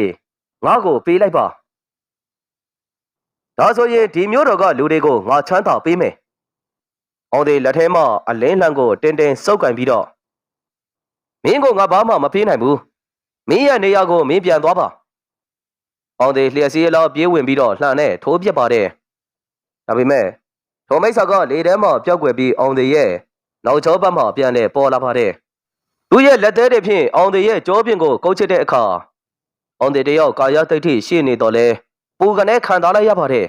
။ဒါမဖြစ်နိုင်ဘူး။အောင်သေးကိုယ်တိုင်အံ့အားသင်သွားတာပါ။ငါရဲ့လက်သေးတွေကမင်းရဲ့ကာယတိတ်ထိကိုဖောက်နိုင်တဲ့သွေးအစိတ်တွေပါနေတာ။မင်းတန်ရာရလေလေမင်းရဲ့ခွန်အားတွေကငါစီကိုရောက်လာလေလေပဲ။အောင်သေးအခြေအနေမဟာမအတက်သိလိုက်ပါတယ်။ဒီမိစ္ဆာဟာတခြားသူတွေထက်ပုံမပါနေပြီးတော့အန်ရရဲ့ကြီးတဲ့ကောင်။သူဟာကြောင်မိုးကြိုးသွားရဲ့အေးမြမှုကိုတုံးပြီးတော့ဒဏ်ရာကိုကူတော့ဖို့ကြိုးသားတော်လဲသွေးအစိတ်ကြောင့်အနာကမကြက်ဖဲနဲ့ပုံမနာကျင်လာပါတယ်။ထိုချိန်တွင်ခမ်းမတော်မှဆရာကျောက်ရဲ့အတန်ကိုကြားရပါတယ်။အောင်စေသူ့ကိုဓာတ်ရိုက်တိုက်လို့မရဘူး။သူ့ရဲ့အသက်ဝိညာဉ်က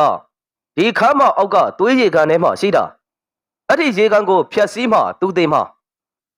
မိတ်ဆာကဒေါသတကြီးဖြင့်ဆရာเจ้าရှိရတော့သွေးလုံးတစ်လုံးကိုပြစ်လှုပ်လာပါတယ်အောင်သေးအလင်းမြမင်းဆရာเจ้าရဲ့အရှိကနေတွားပြီးတော့ကာကွယ်ပေးပါတယ်ဒါပေမဲ့ထိုသွေးလုံးကအောင်သေးရဲ့အလင်းတိုင်းကိုတဖြည်းဖြည်းတိုက်စားလာပါတယ်ဆရာကျွန်တော်ဘာလုပ်ရမလဲမင်းရဲ့ကြေးမိုးချိုးသောအစွမ်းကိုမြေကြီးထဲစိုက်ချလိုက်မြေအောက်ကရေကန်ကိုအပူချိန်နဲ့ခန်းချောက်အောင်လုပ်ရမယ်ငါသူ့ကိုခိတော့ထိန်ပေးထားမယ်ဆရာเจ้าကသူ့ရဲ့ကျွင်းကြံတဲ့အင်အားတွေကိုတုံးပြီးမိစ္ဆာကိုမှော်ချိုးနဲ့တုံးထောင်ပါတယ်အောင်သေးအခွင့်အရေးကိုလက်လွတ်မခံပဲကြေးမိုးချိုးသွားရဲ့အရှိန်အဟုန်ကိုစူသေးပြီးတော့လက်သီးဖြင့်ကြမ်းပြင်ကိုအောက်ကုန်လွှဲချိုက်ပါတယ်ဝန်ကနမြည်သားနှင့်အတူနန်းတော်တစ်ခုလုံးတုံခါသွားပြီးတော့ကြမ်းပြင်နဲ့အကွဲကုန်ပါတယ်မြေအောက်မှာပွက်ပွက်စူနေတဲ့အတန်တွေကိုလည်းကြားလိုက်ရပါတယ်မိစ္ဆာကနာကျင်သွားအော်ဟစ်ပြီးတော့သူ့ရဲ့ခန္ဓာကိုယ်ဟာတဖြည်းဖြည်းအရေးတွေပျော်ကျလာပါတယ်ဒါပေမဲ့မိစ္ဆာကနောက်ဆုံးထွက်တတ်တဲ့အောင်သေးရဲ့ခြေထောက်ကိုတင်းတင်းလှမ်းကင်ပြီးမင်းလည်းငါနဲ့အတူတူလိုက်ခဲ့ရမယ်မိစ္ဆာရဲ့ခန္ဓာကိုယ်ကပေါက်ကွဲသွားပြီးတော့အောင်သေးကိုမြေအောက်ကွဲကြောင်းကြီးတဲကိုအတင်းဆွဲခေါ်ပါတယ်မော်ဒီကြောင့်နေသောမြေအောက်လှိုင်ကောင်းအတွင်းမှာအောင်သေးဘုံကနဲ့ဆိုပြုတ်ကျလာပါတယ်သူ့ရဲ့ပတ်ဝန်းကျင်နဲ့ပူပြင်းလာတဲ့အငွေးအသက်တွေနဲ့သွေးနှာတွေကဖုံးလွှမ်းနေပါတယ်သူမြေပြင်ပေါ်ကိုကြာရောက်တဲ့အခါပျော်ပြောင်းဆေးကပ်နေတဲ့အရာတစ်ခုပေါ်ကိုရောက်လာခြင်းဖြစ်ကြောင်းကိုသိလိုက်ရပါတယ်ကြောင်မိုးကျိုးသွားရဲ့အလင်းကိုတုံးပြီးကြည့်လိုက်တော့သူရောက်နေတာဟာကြီးမားလှသောသွေးရည်ခံကြီးရဲ့အလယ်မှာထိုရေကန်ကြီးတဲ့တွင်တေဆုံးသွားတဲ့လူတော်ပေါင်းများစွာရဲ့အယိုးသူတွေကတဖြည်းဖြည်းလှုပ်ရမ်းနေပါတယ်ဒါဘလို့နေရမျိုးလေအောင်သေးရေကန်ထဲကနေရုံထွက်ဖို့ကြိုးစားတော့လေသွေးရည်တွေကသူ့ကိုအောက်သို့ဆွဲချနေတော့ထိုတဲ့ရေကန်ရဲ့အလယ်မှာတောက်ပတဲ့အနီရောင်ခြောက်တုံးကြီးတစ်ခုကိုမြင်လိုက်ရပါတယ်ထိုအရာကသွေးမိုးကြိုးသွားဖြစ်ကြောင်းကိုအောင်သေးရဲ့တီးစိတ်ကပြောပြနေပါတယ်မိုးကြိုးသွားအမျိုးအစားတွေကငါတီထားတာထက်ပိုများနေတာပဲသူကြောက်တုံးစီကိုဥတီသွားဖို့ကြိုးစားခြင်းရေအောက်မှာကြီးမားတဲ့လက်တံကြီးတွေပေါ်လာပြီးသူ့ကိုတုံ့နှောင်မြပါတယ်ထိုလက်တံတွေကမိစ္ဆာရဲ့အကျွင်းအကြံစွမ်းအားတွေအောင်သေးအသက်ရှူကျက်လာပြီးတော့သူ့ရဲ့အမြင်အာရုံတွေဝေဝါးလာပါတယ်အောင်သေးမင်းရဲ့နှလုံးသားကိုအေးမြအောင်ထားပါသူရဲ့စိတ်ထဲတွင်နင်းရွယ်ရဲ့အတန်ကိုကြားလိုက်ရတော့ပါနင်းရွယ်ကဝိညာဉ်လောကကနေပြီးသူ့ကိုကူညီပေးနေခြင်းပင်အောင်သေးမျက်လုံးကိုမှိတ်ပြီးတော့ကြောင်မိုးကျိုးသွားရဲ့အနှစ်သာရကိုအသုံးချပါတယ်သူရဲ့ပတ်ဝန်းကျင်ရှိသွေးရည်တွေဟာတဖြည်းဖြည်းခဲလာပြီးရေခဲပြင်းကြီးလို့ဖြစ်သွားပါတယ်သူလွတ်မြောက်သွားပြီးတော့သွေးမိုးကြိုးရှိရာစီကိုပြေးသွားကထိုကြောက်တုံးကိုလှမ်းကင်ပါတယ်အဲ့ဒီခဏမှပင်အောင်သေးရဲ့ခန္ဓာကိုယ်ထဲသို့ကြောက်မပွေကောင်းတဲ့ဒေါသနဲ့ရက်စက်မှုတွေစီးဝင်လာပါတယ်သူဟာလူသားအလုံးကိုတပ်ဖြတ်ခြင်းနဲ့စိတ်ရိုင်းတွေဝင်လာခြင်းပင်မဖြစ်ဘူးဒါကငါမထိန်ချုံနိုင်ရင်ငါကိုယ်တိုင်မိစ္ဆာဖြစ်သွားနိုင်မယ်အောင်သေးအန်ကိုတင်းတင်းချိတ်ပြီးဝိညာဉ်မိုးကြိုးသွားရဲ့အတိညာဓာတ်ကိုနှိုးဆွားပါတယ်သူဟာထိုဒေါသကိုစွမ်းအားအဖြစ်ပြောင်းလဲပြီးမိမိရဲ့ကိုယ်တွင်းမှာချိတ်ပိတ်ပါတယ်ယခုအခါအောင်သေးရဲ့လက်ထဲတွင်သွေးမိုးကြိုးသွားကငြိမ်သက်နေပြီးတောက်ပါတဲ့ခရမ်းရောင်အလင်းတွေအဖြစ်ကိုပြောင်းလဲကုန်ပါတယ်အောင်သေးမြေအောက်ကနေအပေါ်ကိုတက်ဖို့လမ်းသာရှာနေသည်နိုင်ရတစ်ခုပေါ်မှာထူးဆန်းတဲ့စာတန်းတွေကိုမြင်လိုက်ရပါတယ်အေးဝမင်းဆက်ရဲ့လှုပ်ဝက်တမိုင်းเจ้าနေပါထိုစာတွေရမိုးကြိုးသွားဟာကောင်းငင်မှကြာလာခြင်းမဟုတ်ပဲလူသားတွေရဲ့စိတ်ခံစားမှုကိုတတ်ထုအဖြစ်ပြောင်းလဲထားခြင်းဖြစ်ကြောင်းကိုသိလိုက်ရပါတယ်ဒါဆိုနောက်ဆုံးမိုးကြိုးသွားကဘာဖြစ်မလဲသူစင်းသားနေတဲ့အပေါ်ရမပေါက်ကွဲတန်ကြီးတစ်ချက်ထွက်ပေါ်လာပြီးလိုင်ကောင်းမျက်နှာချက်ကပြိုကျလာပါတယ်အလင်းရောင်တွေအထက်ကိုတိုးဝင်လာပြီးအောင်သေးလေထဲသို့ပြန်တက်သွားကနန်းတော်ခမ်းမကြီးအတွင်းကိုပြန်လဲရောက်ရှိလာပါတယ်သို့တော့သူမြင်လိုက်ရသည့်မြင်ကွင်းဟာသူ့ကိုတုန်လှုပ်သွားစေပါတယ်ဆရာကျောက်ကမြေပြင်တွင်မလှုပ်မရှက်လဲလျောင်းနေပြီးမျက်နှိုးကတော့အနက်ရောင်ဝစ်စုံဝစ်ထားတဲ့လူသိန်းတဦးရဲ့ဖန်တီးခြင်းကိုခံထားရပါတယ်ထိုလူသိန်းကတခြားသူမဟုတ်အောင်သေးရဲ့ဦးလေးဦးဘကျော်ပါဒါပေမဲ့ဦးဘကျော်ရဲ့မျက်လုံးလေးဟာရခင်ကောက်ကဲ့သို့မဟုတ်တော့ပဲလုံးဝကိုအမှောင်ဖုံးနေခဲ့ပြီဦးလေးဒါဘာလုပ်တာလဲအောင်သေးအော်မေးလိုက်တာပါအောင်သေးမင်းစီမရှိတဲ့မိုးကြိုးသွားတွေအကုန်လုံးငါစီကိုပေးသမ်းမင်းရဲ့အဖေကိုဘသူတက်ခက်လဲဆိုတာမင်းသိချင်ရင်ငါစကားကိုနားထောင်ပါအောင်သေးအော်မှင်သက်သွားပါတယ်သူရဲ့ဖခင်တေဆုံးမှုဟာတာမန်ယောဂဖြစ်မဟုတ်ကြောင်း ဦးဘောကျော်ရဲ့စကားတွေကအရေးအယောင်ပေးနေခဲ့ပြီကျွန်တော်ဖေကိုဘသူတတ်ထားလဲအဲ့ဒါကိုသိချင်ရင်ငါနဲ့အတူတေမင်းတောင်ကြားကိုလိုက်ခဲ့ပါဦးဘောကျော်မျက်နှာကိုခေါ်ပြီးတော့ချက်ချင်းဆိုသလိုပျောက်သွားပါတယ်အောင်သေးဒေါသတကြီးဖြင့်အနောက်ကလိုက်ဖို့ပြင်တော်လဲဒဏ်ရာရထားတဲ့မင်းကျော်ကသူ့ကိုအမြန်တားဆီးလာပါတယ်အောင်သေးမသွားနဲ့အောင်ဒါကထောင်ချောက်ပဲသူတို့ကမိုးကြိုးသောအားလုံးကိုစူသီးပြီးကဘာကိုဖျက်ဆီးမယ်မဟာမိုးကြိုးကိုဖန်တီးဖို့ကြိုးစားနေတာအောင်သေးရွေးချယ်မှုခက်ခဲနေပါတယ်မိမိချစ်မြတ်နှိုးသူကိုကယ်တင်မလားဒါမှမဟုတ်တိုင်းပြည်ကိုကာကွယ်မလားသူရဲ့လက်ထက်မှာသွေးမိုးကြိုးသွားကလည်းတစ်ဖြက်ဖြက်လက်နေပြီးသူ့ကိုစိန်ခေါ်နေတယ်လို့ပုံစံမျိုး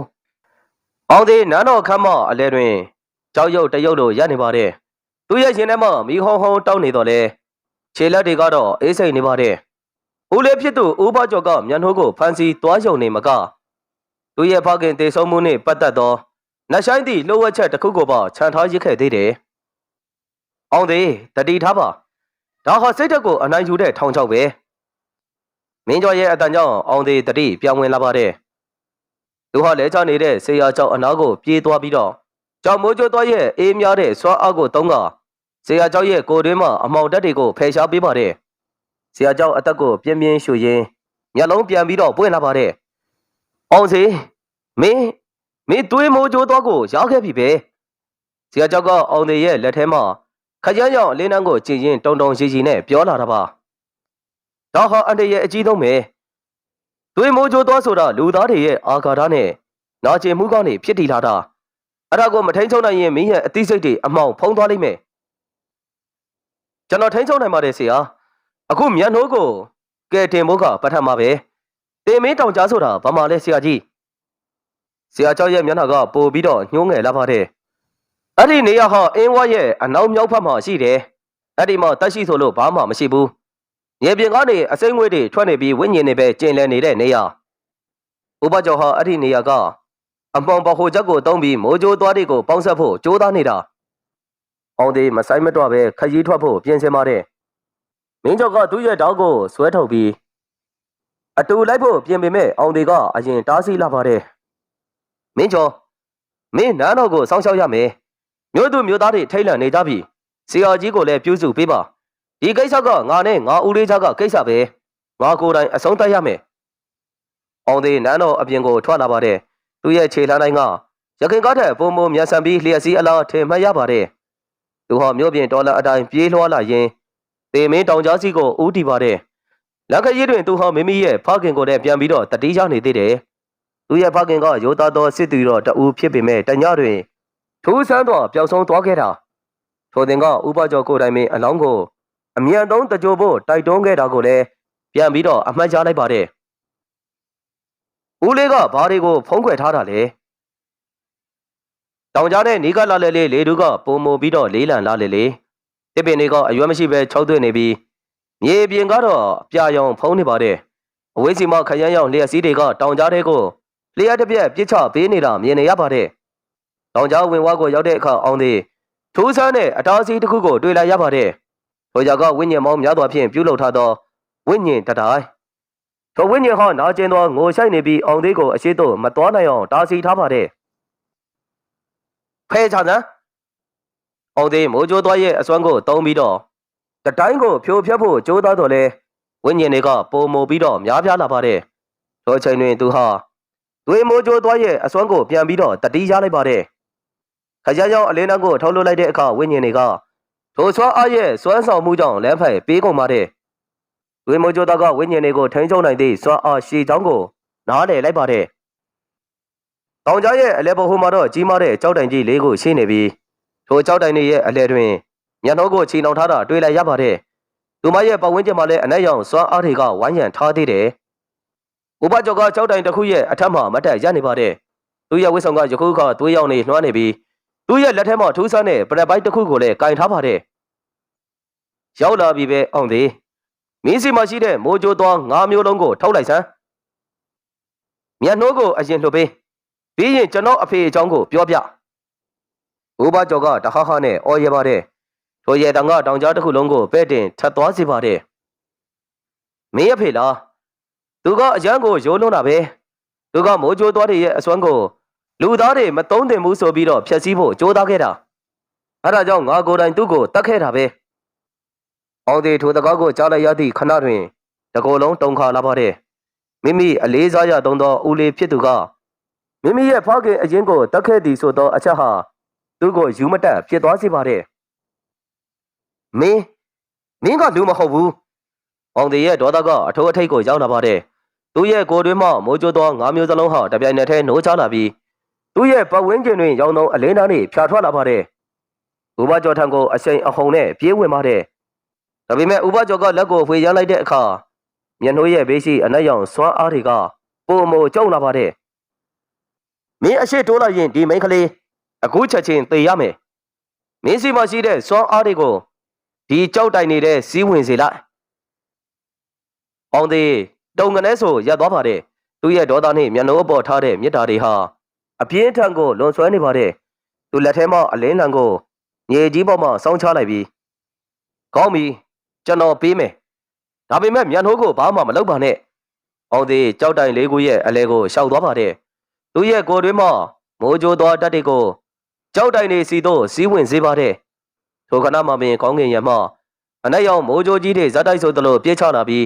တောင်ကြားတစ်ခုလုံးမီးပင်နဲ့ဖြစ်သွားပါတယ်ဥပကျော်ကအာပါတရတဟာဟာရေမော်ရင်မဟာမိုးကြိုးကိုဖန်တီးဖို့ပြင်ဆင်နေသည်အောင်သေးကမျက်နှာကိုတစ်ချက်လှမ်းကြည့်ပါတယ်မျက်နှာရဲ့မျက်လုံးထဲမှာအောင်သေးကိုတားဆီးလို့သည့်အရေးအယောင်တွေရှိနေတော့လဲအောင်သေးခေါင်းခါပြလိုက်ပါတယ်သူတွင်တခြားလှုပ်ဝက်အစီအစဉ်တစ်ခုလည်းရှိပါသေးတယ်သွေးမိုးကြိုးသွားရဲ့စွမ်းအားကိုအသုံးချပြီးဥပကျော်ရဲ့စိတ်အာရုံကိုလှည့်သားဖို့သူကြိုးစားနေတာပါဒါပေမဲ့ဥပကျော်ကလည်းလောကီပညာတွင်ဘာတကူမြောက်သူဖြစ်တာကြောင့်အောင်စေရဲ့လှဲကွက်ကိုတီးသွားပါတယ်ငါ့ကိုလှည့်သားလို့မရဘူးအောင်စေ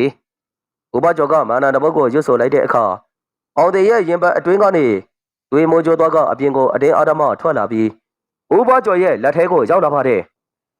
အောင်စေအင်အားကုန်ခန်းပြီးတော့မြေပြင်ပေါ်မှာဘုံကနေဆိုလဲကျလာပါတယ်အခုမဟာမိုးကြိုးထွက်ပေါ်လာတော့မယ်ဥပကျော်ကမိုးကြိုးတွေအကုန်လုံးကိုပေါင်းစည်းပါတယ်ထိုခဏမှပင်တောင်ကြားတစ်ခုလုံးဝင်းကနေဖြစ်သွားပြီးတော့ပြင်းထန်တဲ့ပေါက်ကွဲမှုကြီးတစ်ခုပေါ်လာပါတယ်ဒါပေမဲ့ထိုပေါက်ကွဲမှုကဥပကျော်ထင်ထားတဲ့ကဲ့သို့မဟုတ်ဘဲသူ့ရဲ့ခန္ဓာကိုယ်ကိုစတင်ပြီးတော့လောင်ကျွမ်းစေပါတယ်ဟင်ဒါဘာဖြစ်တာလဲငါဘာမှားသွားတာလဲဥပကျော်နာနာချင်းချင်းနဲ့អော်လိုက်တာပါအောင်သေးကအာယူပြီးတော့မတ်တက်ကုန်းထားပါတယ်သူ့ရဲ့မျက်နှာတွင်သွေးတွေပေချနေတော့လဲအပြုံးတစ်ခုကပေါ်နေပါတယ်ဦးလေးမသိတော့တခုရှိတယ်သွေးမိုးကြိုးသွားဟာအာဃာတနဲ့တိဆောက်ထားတာအဲ့ဒီအာဃာတကမင်းရဲ့အဖေကိုတတ်ခဲ့တဲ့အပြစ်သားကိုပြန်ပြီးတော့တိုက်ခိုက်မှာဥပကျော်ရဲ့ခန္ဓာကိုယ်ကခရမ်းရောက်မီးလျှံနေကြားထဲမှာတပြေးပြေးပျောက်ကွယ်လာပါတယ်သူ့ရဲ့နောက်ဆုံးအော်ဟစ်တန်ကြီးကတောင်ကြားတစ်ခုလုံးကိုတုန်ခါသွားစေသည့်အထိအောင်သေးမျက်နှာကိုချီနှောင်ထားတဲ့အနှောင်အဖွဲတွေကိုဖြီးပေးလိုက်ပါတယ်မျက်နှာကအောင်သေးရဲ့ရင်ခွင်ထဲကိုဘုံကနေဆိုလဲကျလာပါတယ်ဒါပေမဲ့အောင်စေသိတယ်မဟာမိုးကြိုးရဲ့စွမ်းအားတွေဟာဥပကျော်ကိုဖျက်ဆီးရုံနဲ့မကပဲဒီတောင်ကြားတစ်ခုလုံးကိုပါဝါမျိုးတော့မယ်မျက်နှာကိုတို့ပြေးမှဖြစ်မယ်အောင်သေးမျက်နှာကိုပွေ့ချပြီးတောင်ကြားအပြင်ကိုအစွမ်းကုန်ပြေးထွက်ပါတယ်သူတို့နောက်ွယ်တွင်တောင်တန်းကြီးတွေကပြိုကျပျက်စီးနေပြီးအလင်းသားတွေကကောင်းကင်ရံကိုထိုးတက်နေပါတယ်အောင်သေးဘေးကင်းရောက်ကိုရောက်တဲ့အခါမြေပြင်ပေါ်မှာဘုံကနေဆိုလဲကျလာပါတယ်သူ့ရဲ့ကိုယ်တွင်းမှာမိုးကြိုးသွားတတ်တွေဟာအကုန်အစင်ကုန်ခန်းသွားခဲ့ပြီးသူဟာတာမန်လူသားတဦးထက်တောင်ပိုပြီးတော့အားနည်းနေပါသေးတယ်အောင်စေအစင်ပြေရလားညနိုးကစိုးရင်တကြီးနဲ့မေးလာတာပါခိုးအစင်ပြေပါတယ်ဒါပေမဲ့ကိုယ့်ရဲ့ဦးလေးကိုယ့်ရဲ့အဖေအောင်စေစကားမဆက်နိုင်ပဲနဲ့ရှိုက်ကြီးတငင်ငိုချွေးပါတယ်ညနိုးကအောင်သေးကိုတင်းတင်းဖတ်ပေးထားပါတယ်သူတို့အမောင်တို့ကိုအနိုင်ယူနိုင်ခဲ့တော့လဲပေးဆက်ရသည့်တန်မိုးကအလွန်ကိုကြီးမားပါတယ်အဝေးစီမအင်းဝနေပြည်တော်ရဲ့မိတော့အလင်းရောင်ကိုလမ်းပြီးတော့မြင်နေရပါတယ်ဒါပေမဲ့အောင်သေးသိတယ်ဒီຢာကအဆုံးသတ်မဟုတ်သေးဘူးဥပကျော်ရဲ့နောက်ွယ်တွင်ပုံမိုကြီးမားတဲ့အမှောင်ကိုင်းတစ်ခုရှိနေတာကိုသူသိပါတယ်ဒေမင်းတောက်ကြားရဲ့ပေါ်ကွဲမှုတန်းကြောင့်အောင်သေးရဲ့ခန္ဓာကိုယ်ဟာတာမန်ထက်ပိုပြီးတော့အားနေသွားပါတယ်ညနိုးကအောင်သေးကိုတွဲပြီးနီးစပ်ရကူဟောင်းတစ်ခုတည်းကိုခေါ်ဆောင်လာပါတယ်အပြင်ဘက်မှာတော့ကောင်းကင်ရံကပုံမှန်အတိုင်းပြန်လဲအေးချမ်းသွားပြီးဖြစ်တော်လဲအောင်သေးရဲ့ရင်ထဲမှာတော့ မုံတိုင်းတစ်ခုကစတင်နေတယ်မျက်နှာကို့ဦးလေးပြောသွားတဲ့အမှောင်ကိုင်းဆိုတာဘာလဲမျက်နှာကအောင်သေးရဲ့နှစ်ဖူးပေါ်မှာသွေးသက်တွေကိုရေဝင်းနဲ့တုပ်ပေးရင်းတပြင်းတစ်ချက်ဟင်းကနေချပြီးအဲ့ဒါကကလပ်ဝိဇ္ဇာခိုင်းမယ်အောင်သေးသူတို့ကရှေးရခင်ကလေးကနန်းတွင်းရဲ့အမှောင်တူထဲမှာကိန်းအောင်နေခဲ့တဲ့သူတို့ရဲ့ရည်ရွယ်ချက်ကမိုးကြိုးသွားအားလုံးကိုစူသိပြီးလောကကြီးကိုသူတို့စိတ်ကြိုက်ပြန်လဲပုံဖော်ဖို့ပဲအောင်သေးအားယူပြီးတော့ထထိုင်ပါတယ်သူရဲ့ကိုယ်တွင်းမှာမိုးကြိုးသွားတက်ကလည်းရခင်ကားကဲ့သို့တက်ကြွမနေတော့ဘဲနဲ့မှိမ့်မိန်နေပါတယ်ဒါပေမဲ့သွေးမိုးကြိုးသွားရဲ့အငွေအတက်ကသူ့ရဲ့သွေးကြောထဲမှာကြံရစ်နေတဲ့ဖြစ်ကြောင်းကိုသူခံစားရပါတယ်ထိုတက်ကသူ့ကိုခွန်အားပေးတာထက်စိတ်ကိုပိုပြီးတော့ပူလောင်စေပါတယ်ဒီကိုင်းကလူတွေကအင်းဝနန်းတော်ထဲမှာတင်ရှိနေတာလားဟုတ်တယ်သူတို့ကအမတ်တွေစစ်ဗိုလ်ချုပ်တွေအသွင်နဲ့ဟန်ဆောင်နေကြတာအမတ်ကြီးဥပ္ပကသူတို့ရဲ့လက်ပါစီတယောက်ပဲဥပ္ပကျော်ကလည်းအဲ့ဒီကိုင်းရဲ့ထိတ်တန်းကောင်းဆောင်တယောက်ဖြစ်နေလိမ့်မယ်လို့ချက်မှမထင်ထားခဲ့ဘူးသူတို့စကားပြောနေတဲ့ကိုဝါကနေခြေတန်းတက်တဲ့ကြားလိုက်ရပါတယ်အောင်သေးချက်ချင်းပင်ဓာတ်ကိုဆွဲပြီးတော့နုံနုံကြကြဖြစ်လာပါတယ်ဒါပေမဲ့ဝင်လာသူကရန်သူမဟုတ်ပဲဒဏ်ရာတွေဖြင့်ပြင်းထန်နေသောတနတ်ဖို့မင်းကျော်ပါမင်းကျော်ဘလို့လုပ်ပြီးဒီကိုရောက်လာတာလဲအောင်သေးအင်းဝမျိုးပြက်ပြီမင်းကျော်ရဲ့စကားကြောင့်အောင်သေးနဲ့မျက်နှိုးတို့အော်မှင်တက်ကုန်ပါတယ်မင်းတို့ထွက်လာပြီးမချခင်မှာပဲနန်းတော်ကအမတ်တချို့ကပုံကန်လိုက်ကြတယ်သူတို့မှထူးဆန်းတဲ့အမောင်စစ်တီတွေပါလာတဲ့ဆရာကြောင့်လည်းသူတို့ကိုတားဆီးရင်အဖမ်းတီးခံလိုက်ရပြီအောင်သေးရဲ့မျက်လုံးထဲမှာဒေါသအရေးအယောင်တွေပေါ်လာပါတယ်ငါတို့အခုချက်ချင်းပြန်သွားရမယ်မဖြစ်ဘူးလုံးဝမဖြစ်ဘူးအောင်သေးအခုမျိုးတကားတွေအားလုံးကိုသူတို့ပိတ်ထားပြီးပြီမင်းရဲ့အခုအခြေအနေနဲ့တွားရင်အသေးခန္ဓာနဲ့အတူတူဖြစ်သွားလိမ့်မယ်ငါတို့အရင်တော့ငကပတ်တောင်ကြားကိုတွားရမယ်အဲ့ဒီမှာဆရာကြောင့်ဖတ်ထားတဲ့ရှေးဟောင်းပရပိုက်တစ်ခုရှိတယ်လို့သူကငါ့ကိုအသေးခံပြီးပြောသွားခဲ့တာသူတို့တောင်ရောက်ဒဏ်ရာတွေကိုအားတင်းပြီးငကပတ်တောင်ကြားစီကိုခရီးဆက်ပြန်ပါတယ်ထိုတောင်ကြားကအလွန်ကိုကျင်းမြောင်းပြီးတောင်နိုင်ရန်နှစ်ဖက်မှာငကားနှစ်ကောင်ရစ်ပတ်နေတဲ့ကဲ့သို့ထူးဆန်းတဲ့ပုံတံတန်တွေရှိနေပါတယ်တောင်ကြားရဲ့အဆုံးတွင်သေးငယ်တဲ့ဖျားဇေဒီပြက်တဆူလည်းရှိနေပါသေးတယ်အောင်စေဇေဒီပြက်ရဲ့အောက်ခြေရှိကြောက်တိုင်တစ်ခုကိုတွန်းဖယ်လိုက်တဲ့အခါမြေအောက်ခန်းတစ်ခုပေါ်ထွက်လာပါတယ်ထိုခန်းထဲမှာဆရာကျောက်ပြောခဲ့တဲ့ပရပိုက်ရှိတယ်ညနိုးကထိုပရပိုက်ကိုဖွင့်ပြီးတော့ဖတ်ပါတယ်ဒါကမိုးကြိုးခုနှစ်တန်အကြောင်းပဲမိုးကြိုးသွားက6မျိုးတွေမဟုတ်ဘူးအောင်သေးခုနှစ်မျိုးရှိတာနောက်ဆုံးမိုးကြိုးသွားကအသက်ဝိညာဉ်မိုးကြိုးသွားတဲ့အဲ့ဒါကလူတစ်ယောက်ရဲ့အသက်နဲ့လဲမှာထွက်ပေါ်လာမဲ့အရာအောင်သေးတုံလှုပ်သွားပါတယ်အသက်နဲ့လဲရမယ်ဆိုတာကဘသူအသက်ကိုဆိုလိုတာလဲထိုချိန်တွင်တောင်ကြားအပေါ်ဘက်ကနေတဟဟရေမောတန်ကြီးတစ်ခုကပဲ့တင်ထွက်လာပါတယ်နောက်ဆုံးတော့မင်းတို့ရှာတွေ့သွားပြီပေါ့သူတို့မောကြည့်လိုက်တဲ့အခါတောင်ထိပ်တွင်အနက်ရောင်ဝစ်စုံဝေထားတဲ့လူတအုပ်ကိုတွေ့လိုက်ရပါတယ်သူတို့ရဲ့အလဲတွင်ညနေဖုံးဆွတ်ထားတဲ့လူတအုပ်လည်းရှိနေပါတယ်သူရဲ့လက်ထက်မှာတောက်ပနေတဲ့ခရမ်းရောင်တရှိတလက်ကိုကင်ထားပါတယ်မင်းကကလပ်ဝိဇ္ဇာခေါင်းချုပ်လားအောင်သေးအော်မေးလိုက်တာပါမှန်တယ်ငါကဒီလောကကြီးကိုအမှောင်တူးနဲ့တန်းစင်မဲ့လူပဲအောင်သေးမင်းမရှိတဲ့ဓာတ်ကျွင်းအားလုံးကိုငါစီပေးသမ်းမဟုတ်ရင်မင်းရဲ့တကယ်ချင်းတွေအားလုံးဒီမှာတင်သေရမယ်ညနေဖုံးဆွတ်ထားသူကလက်ကိုဝေရလိုက်တဲ့အခါတောင်ကြားအတွင်းသို့အမောင်စစ်တီတွေအရှိန်အဟုန်နဲ့ပြေးဆင်းလာပါတယ်ငကပတ်တောင်ကြားရဲ့ကျင်းမြောင်းသောလမ်းကြောင်းအတွင်းမှာအောင်သေးမင်းကျော်နဲ့မြန်နှိုးတို့အမောင်စစ်တီတွေကိုအသေးအတန်ခုခံနေပါတယ်အမောင်စစ်တီတွေကတာမန်လူတွေမဟုတ်ဘဲဝိညာဉ်တက်ဖြင့်ဖွဲ့စည်းထားတာကြောင့်ဓာတ်နဲ့ခုတ်တော်လဲပြန်လဲပြီးတော့ဆက်သွားပြန်ပါတယ်မင်းကျော်သူတို့ရဲ့ခေါင်းကိုပဲချိန်ခုတ်အောင်သေးကအော်ဟစ်ပြီးသူ့ရဲ့လက်ထဲမှာအလင်းလေးကိုလွှဲရန်ပစ်ပါတယ်အောင်သေးရဲ့ကိုယ်တွင်မှမိုးကြိုးတက်ကအားနေနေတော့လဲသူမိုးကြိုးသွားရဲ့စွမ်းအားကရုတ်တရက်နိုးချလာပါတယ်သူရဲ့မျက်လုံးထဲကခရမ်းရောင်တောက်ပလာပြီးသူ့ရဲ့လှုပ်ရှားမှုတိုင်းတွင်ပြင်းထန်တဲ့အဖျက်စွမ်းအားတွေပါနေပါတယ်သူအမောင်စစ်တီတွေကိုလက်ပလာနဲ့အပိုင်းပိုင်းပြတ်သွားအောင်လို့ဆွဲဖြဲပစ်ပါတယ်အောင်သေးတတိထားသွေးတက်ကရှင်းကိုလွှမ်းမိုးနေပြီညနှုတ်ကဆိုရင်တကြီးနဲ့တတိပေးလာတာပါအောင်သေးသူမရဲ့စကားကိုမကြားတော့ပဲတက်ဖြတ်လိုသိတွေတော့ပြင်းထန်နေပါတယ်သူရဲ့လက်သေးတွေကရှည်ထွက်လာပြီးသူရဲ့အသားရည်ကလည်းတဖြည်းဖြည်းနဲ့ညိုမဲလာပါတယ် သူဟာအမောင်စစ်တီတွေကိုတပ်ဖြတ်ရင်းတောင်ထိပ်ရှိဂိုင်းချုပ်ကြီးထံကိုတိုးဝင်လာပါတယ်။တဲဟုတ်ပါလားအောင်သည်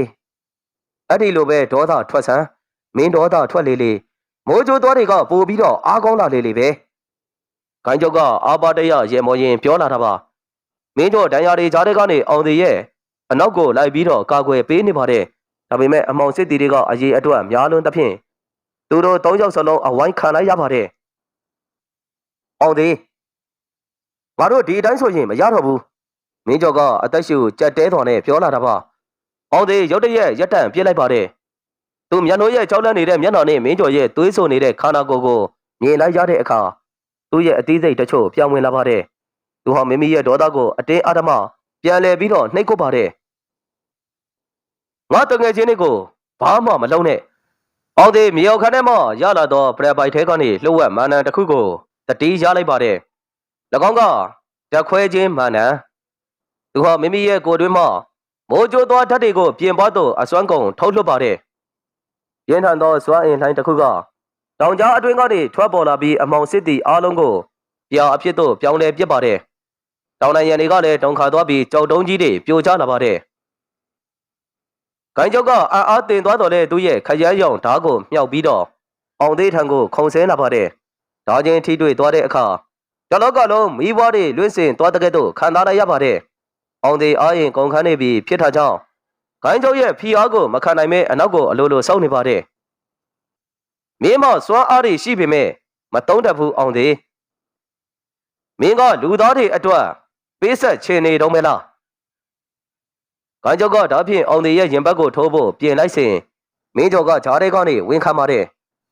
မင်းကျော်ရဲ့ဝမ်းပိုက်ကိုဓားသွားကဖောက်ပြီးတော့ဝင်လာပါတယ်အောင်သေးမျက်လုံးတွေပြူးလာပြီးမင်းကျော်ကိုအမြန်လှမ်းဖမ်းပါတယ်ဂိုင်းကျောက်ကဓာတ်ကိုဆွဲထုတ်ပြီးတော့အနောက်ကိုဆုပ်ပါတယ်မင်းကျော်အောင်သေးငိုယိုပြီးတော့ခေါ်နေတာပါမင်းကျော်သွေးတွေဂျားထဲကနေပြုံးပြပြီးအောင်စေမင်းတိုင်းပြည်ကိုကယ်တင်ရမယ်နော်ငါအတွက်မငိုနဲ့မင်းကျော်ရဲ့မျက်လုံးတွေပိတ်သွားတဲ့အခါအောင်သေးရဲ့ရင်ထဲမှာတိုင်းတာလို့မရနိုင်သောနာကျင်မှုတစ်ခုကပေါ်လာပါတယ်ထိုနာကျင်မှုကဒေါသမဟုတ်ဘဲစစ်မှန်သောဆုံးရှုံးမှုထိုခဏမှပင်အောင်သေးရဲ့ကိုယ်တွင်းမှာအဖြူစင်သုံးသောအလင်းတန်းတစ်ခုထွက်ပေါ်လာပါတယ်ထိုရကအသက်ဝိညာဉ်မိုးကြိုးသွားရဲ့အစအနပင်မင်းကျော်ရဲ့အသက်ဇတေးမှုကြောင့်ထိုတက်ကပြန်လဲနိုးထလာခြင်းမှာဂိုင်းကျုပ်ကြောက်လန့်သွားပြီးတော့အနောက်ကိုအမြန်ဆုတ်ခါဒါမဖြစ်နိုင်ဘူးအသက်ဝိညာဉ်ဓာတ်ကနိုးထလာပြီလားအောင်ဒီကမင်းကျော်ရဲ့အလောင်းကိုအသာအရာချထားခဲ့ပြီးဂိုင်းကျုပ်ထံကိုလျှောက်လာပါတယ်သူရဲ့ခြေလှမ်းတိုင်းတွင်မြေပြင်မှပန်းပွင့်နေပွင့်နေတဲ့ကဲ့သို့အလင်းသားနှင့်ထွက်ပေါ်နေပါတယ်။ငကပတ်တောင်ကြားဟောယခုအခါအဖြူရောင်အလင်းသားနှင့်ဖြင့်လွှမ်းမိုးသွားခဲ့ပြီးအောင်သေးဂိုင်းကျုပ်ရဲ့အရှိမမတ်တက်သွားရပ်ပါတယ်။ဂိုင်းကျုပ်ကသူ့ရဲ့ခရမ်းရောင်ဓာတ်ကိုအစွမ်းကုန်အတုံးချပြီးအောင်သေးကိုတိုက်ခိုက်တော်လဲအောင်သေးရဲ့ပတ်ဝန်းကျင်ရှိအလင်းတတိုင်းကိုတော့မထိုးဖောက်နိုင်ဘူး။မင်းဘသူလဲဆိုတာငါသိချင်တယ်။အောင်သေးကအေးဆက်ဆက်အတန်နဲ့ပြောလာတာပါ။အောင်သေးလက်တစ်ချက်ဝေရမ်းလိုက်တဲ့အခါဂိုင်းကျုပ်ရဲ့ညနာဖုံးကနှစ်ချမ်းကွဲပြီးတော့မြေပေါ်ကိုကျလာပါတယ်။ညနာဖုံးအောက်မှထွက်ပေါ်လာတဲ့မျက်နှာကိုမြင်လိုက်ရတဲ့အခါအောင်သေးတွေမကမျက်နှိုးပါမှင်သက်သွားပါတယ်။ထိုသူကတခြားသူမဟုတ်အေးဝနန်းတော်တွင်တေဆုံးပြီလို့လူတိုင်းယုံကြည်ထားသောအမတ်ကြီးဦးပေါ်ပါ။ဦးပေါ်ရှင်အသက်ရှင်နေသေးတာလား။ညနိုးကတုံတုံရီရီနဲ့မေးလာတာပါ။ဦးပေါ်ကရတရားမရှိအောင်ပျက်စီးနေသောသူ့ရဲ့မျက်နှာကိုလက်နဲ့အုပ်ရင်းတခါဟာအော်ရပါတယ်။ဟုတ်တယ်ငါအသက်ရှင်နေသေးတယ်အဲ့ဒီနေ့ကပေါက်ကွဲမှုမှာငါရဲ့ခန္ဓာကိုယ်တစ်ဝက်ပျက်စီးသွားပြီမဲ့ကလဝိညာဉ်ဂိုင်းသားတွေကငါ့ကိုကယ်တင်ခဲ့တာအခုငါကအရင်ကားထက်ပိုပြီးတော့အစွမ်းထလာပြီမင်းကအာနာကိုဒီလောက်တော့မမောတာလားဥပေါ်အာနာတွေမဟုတ်ဘူးအောင်စီငါကနဖျားတစ်ပါးဖြစ်ချင်တာဒီမိုးကြိုးသွားခုနှစ်မျိုးကိုပေါင်းဆက်ပြီးရင်ငါဟာဒီကဘာကြီးရဲ့ဖန်ဆင်းရှင်ဖြစ်လာနိုင်မယ်ဥပကသူ့ရဲ့ရင်ဘတ်ကိုဖွင့်ပြလိုက်တဲ့အခါထိုနေရာတွင်မြုပ်ထားတဲ့ကြောက်ကြီးရွှေနှင့်သွေးမိုးကြိုးသွားတွေရဲ့အစိပ်အပိုင်းတွေကိုတွေ့လာရပါတယ်။သူဟာမိမိရဲ့ခန္ဓာကိုယ်ကိုဆက်ဆုပ်ဖွယ်ကောင်းသောလက်နက်တစ်ခုအဖြစ်ပြောင်းလဲထားခြင်းပင်အောင်သေးမင်းမရှိတဲ့အသက်ဝိညာဉ်ဓာတ်ကိုငါ့ကိုပေးလိုက်စမ်း။ဒါဆိုရင်မင်းရဲ့အဖေသေရတဲ့အကြောင်းရင်းအစစ်အမှန်ကိုငါပြောပြမယ် ကျွန်တော်အဖေကိုဦးပွားကျော်တတ်တာမဟုတ်လားပြောသမ်းမဟုတ်ဘူးလုံးဝမဟုတ်ဘူးကွာဦးပေါ်ကလောင်ပြုံးပြုံးပြီးတော့တခါခါအော်ရဲပါတယ်မင်းအဖေကိုတတ်ဖို့ဦးပွားကျော်ကိုအမိန်ပေးခဲ့တာကမင်းအခုကာကွယ်ပေးနေတဲ့ဒီအင်းဝမင်းဆက်ရဲ့ဘရင်မင်းမြတ်ကိုယ်တိုင်ပဲအောင်သေးရဲ့ခေါင်းထဲမှာမိုးကြိုးပြစ်ချလိုက်တဲ့ကဲ့သို့ဖြစ်သွားပါတယ်သူတစ္ဆာရှိသောကာကွယ်ပေးနေသောဘရင်ကသူ့ရဲ့ဖခင်ကိုတတ်ဖို့အမိန်ပေးခဲ့တယ်ဆိုတာတကယ်ကိုမကြုံနိုင်သေးရဘာလို့လဲဘာလို့ငါ့ဖေကိုတတ်ရတာလဲဘာလို့လဲဆိုတော့မင်းဖေကမိုးကြိုးသွားတဲ့ရဲ့လှုပ်ဝက်ချက်ကိုဘရင်ထက်ပိုသိနေလို့ပဲဘရင်ကသူ့ရဲ့ပလင်ကိုစိုးချိန်လို့မင်းအဖေကိုဖယ်ရှားလိုက်တာအခုရောမင်းအဲ့ဒီဘရင်ကိုကာကွယ်ခြင်းသေးလားအောင်သေးရဲ့စိတ်ဓာတ်တွေလဲပြိုကြာသွားတယ်လို့ခံစားလိုက်ရပါတယ်သူ့ရဲ့အလင်းသားတွေကလည်းတဖြည်းဖြည်းနဲ့မှိမ့်မိန်လာပါတယ်ဥပေါ်ကထိုအခွင့်အရေးကိုသုံးပြီးအောင်သေးထံကိုပြေးဝင်လာကသူ့ရဲ့လက်သေးတွေဖြင့်အောင်သေးရဲ့ရင်ဘတ်ကိုထိုးဆိုင်ပါတယ်အောင်သေးအာကနေနာနာချင်းချင်းអော်လိုက်ပေမဲ့သူ့ရဲ့လက်ထဲမှာအသက်ဝိညာဉ်တက်ကဥပေါ်ရဲ့ကိုယ်ထဲကိုစတင်ပြီးတော့စီးဝင်ပါတယ်ဥပေါ်အောင်မြင်ပြီလို့ထင်မှတ်ခါတခါခါရေမောနေတော့လဲခဏကြာမှတော့သူ့ရဲ့မျက်နှာကပြတ်လာပါတယ်အသက်ဝိညာဉ်တက်ကဥပေါ်ရဲ့အမောင်တက်နဲ့ပေါင်းဆက်လို့မရပဲဥပေါ်ရဲ့ခန္ဓာကိုယ်ကိုအတွင်းကနေပြီးတော့စတင်ဖြက်စီးလာနေပါတယ်မဖြစ်ဘူးဘာလို့ငါ့ကိုပြန်တိုက်နေတာလဲအောင်သေးမျက်လုံးလေးကိုပြန်ဖွင့်ကြည့်လိုက်ပါတယ်သူ့ရဲ့မျက်လုံးထဲတွင်နာကျင်မှုတွေမရှိတော့ပဲပြတ်သားမှုတွေသာပေါ်နေပါတယ်ဥပေါ်မင်းပြောတာတွေကမှန်နေခြင်းတော့ငါကာကွယ်နေတာဘရင်ကိုမဟုတ်ဘူးဒီမြေပေါ်မှာရှိတဲ့အပြစ်မဲ့ပြည်သူတွေကိုကာကွယ်နေတာအဲ့ဒါကိုမင်းဘယ်တော့မှနားလဲမှာမဟုတ်ဘူးအောင်သေးမိမိရဲ့စွမ်းအားတွေအကုန်လုံးကိုစုသေးပြီးဥပေါ်ရဲ့ရင်ပတ်ရှိမိုးကြိုးသွားကိုအတင်းအာဓမဆွဲထုတ်ပါတယ်ပြင်းထန်သောပေါက်ကွဲမှုနဲ့အတူဥပေါ်ရဲ့ကိုယ်ပေါ်ကအမှုန့်တွေအဖြစ်ကိုပြောင်းကုန်ပါတယ်အဒီနောက်တောင်ကြားတစ်ခုလုံးပြန်လဲပြီးတော့ငြိမ်သက်လာပါတယ်အောင်သေးမြေပြင်ပေါ်မှာဒူးထောက်ပြီးလဲကျလာသလိုသူ့ရဲ့လက်ထက်မှာမိုးကြိုးသွား6လုံးလည်းရှိနေခဲ့ပြီးဒါပေမဲ့သူ့ရဲ့ဘေးမှာတော့မင်းကျော်ကအသက်မဲ့သွားနဲ့လဲလျောင်းနေတယ်ညနေကအောင်သေးရဲ့အနားကိုပြေးသွားပြီးတော့တင်းတင်းဖတ်ထားပါတယ်အောင်စီအားလုံးပြီးသွားပြီလားမပြီးသေးဘူးမြန်တို့အင်းဝနန်းတော်မှာငါရှင်းရမယ့်ကိစ္စတွေကြံသေးတယ်အောင်သေးရဲ့မျက်နှာကရခင်ကားထက်ပုံမတီးကြည်နေပါတယ်သူဟောမင်းကျော်ရဲ့အလောင်းကိုကောင်းယူသွားဖြင့်တကြိုပေးခဲ့ပြီးနောက်အင်းဝမြို့တော်စီကိုဦးတည်ပြီးတော့ထွက်လာပါတယ်ဒါပေမဲ့ယခုတစ်ချိန်မှာတော့သူကစစ်တီတော်တအူးအဖြစ်မဟုတ်ပဲ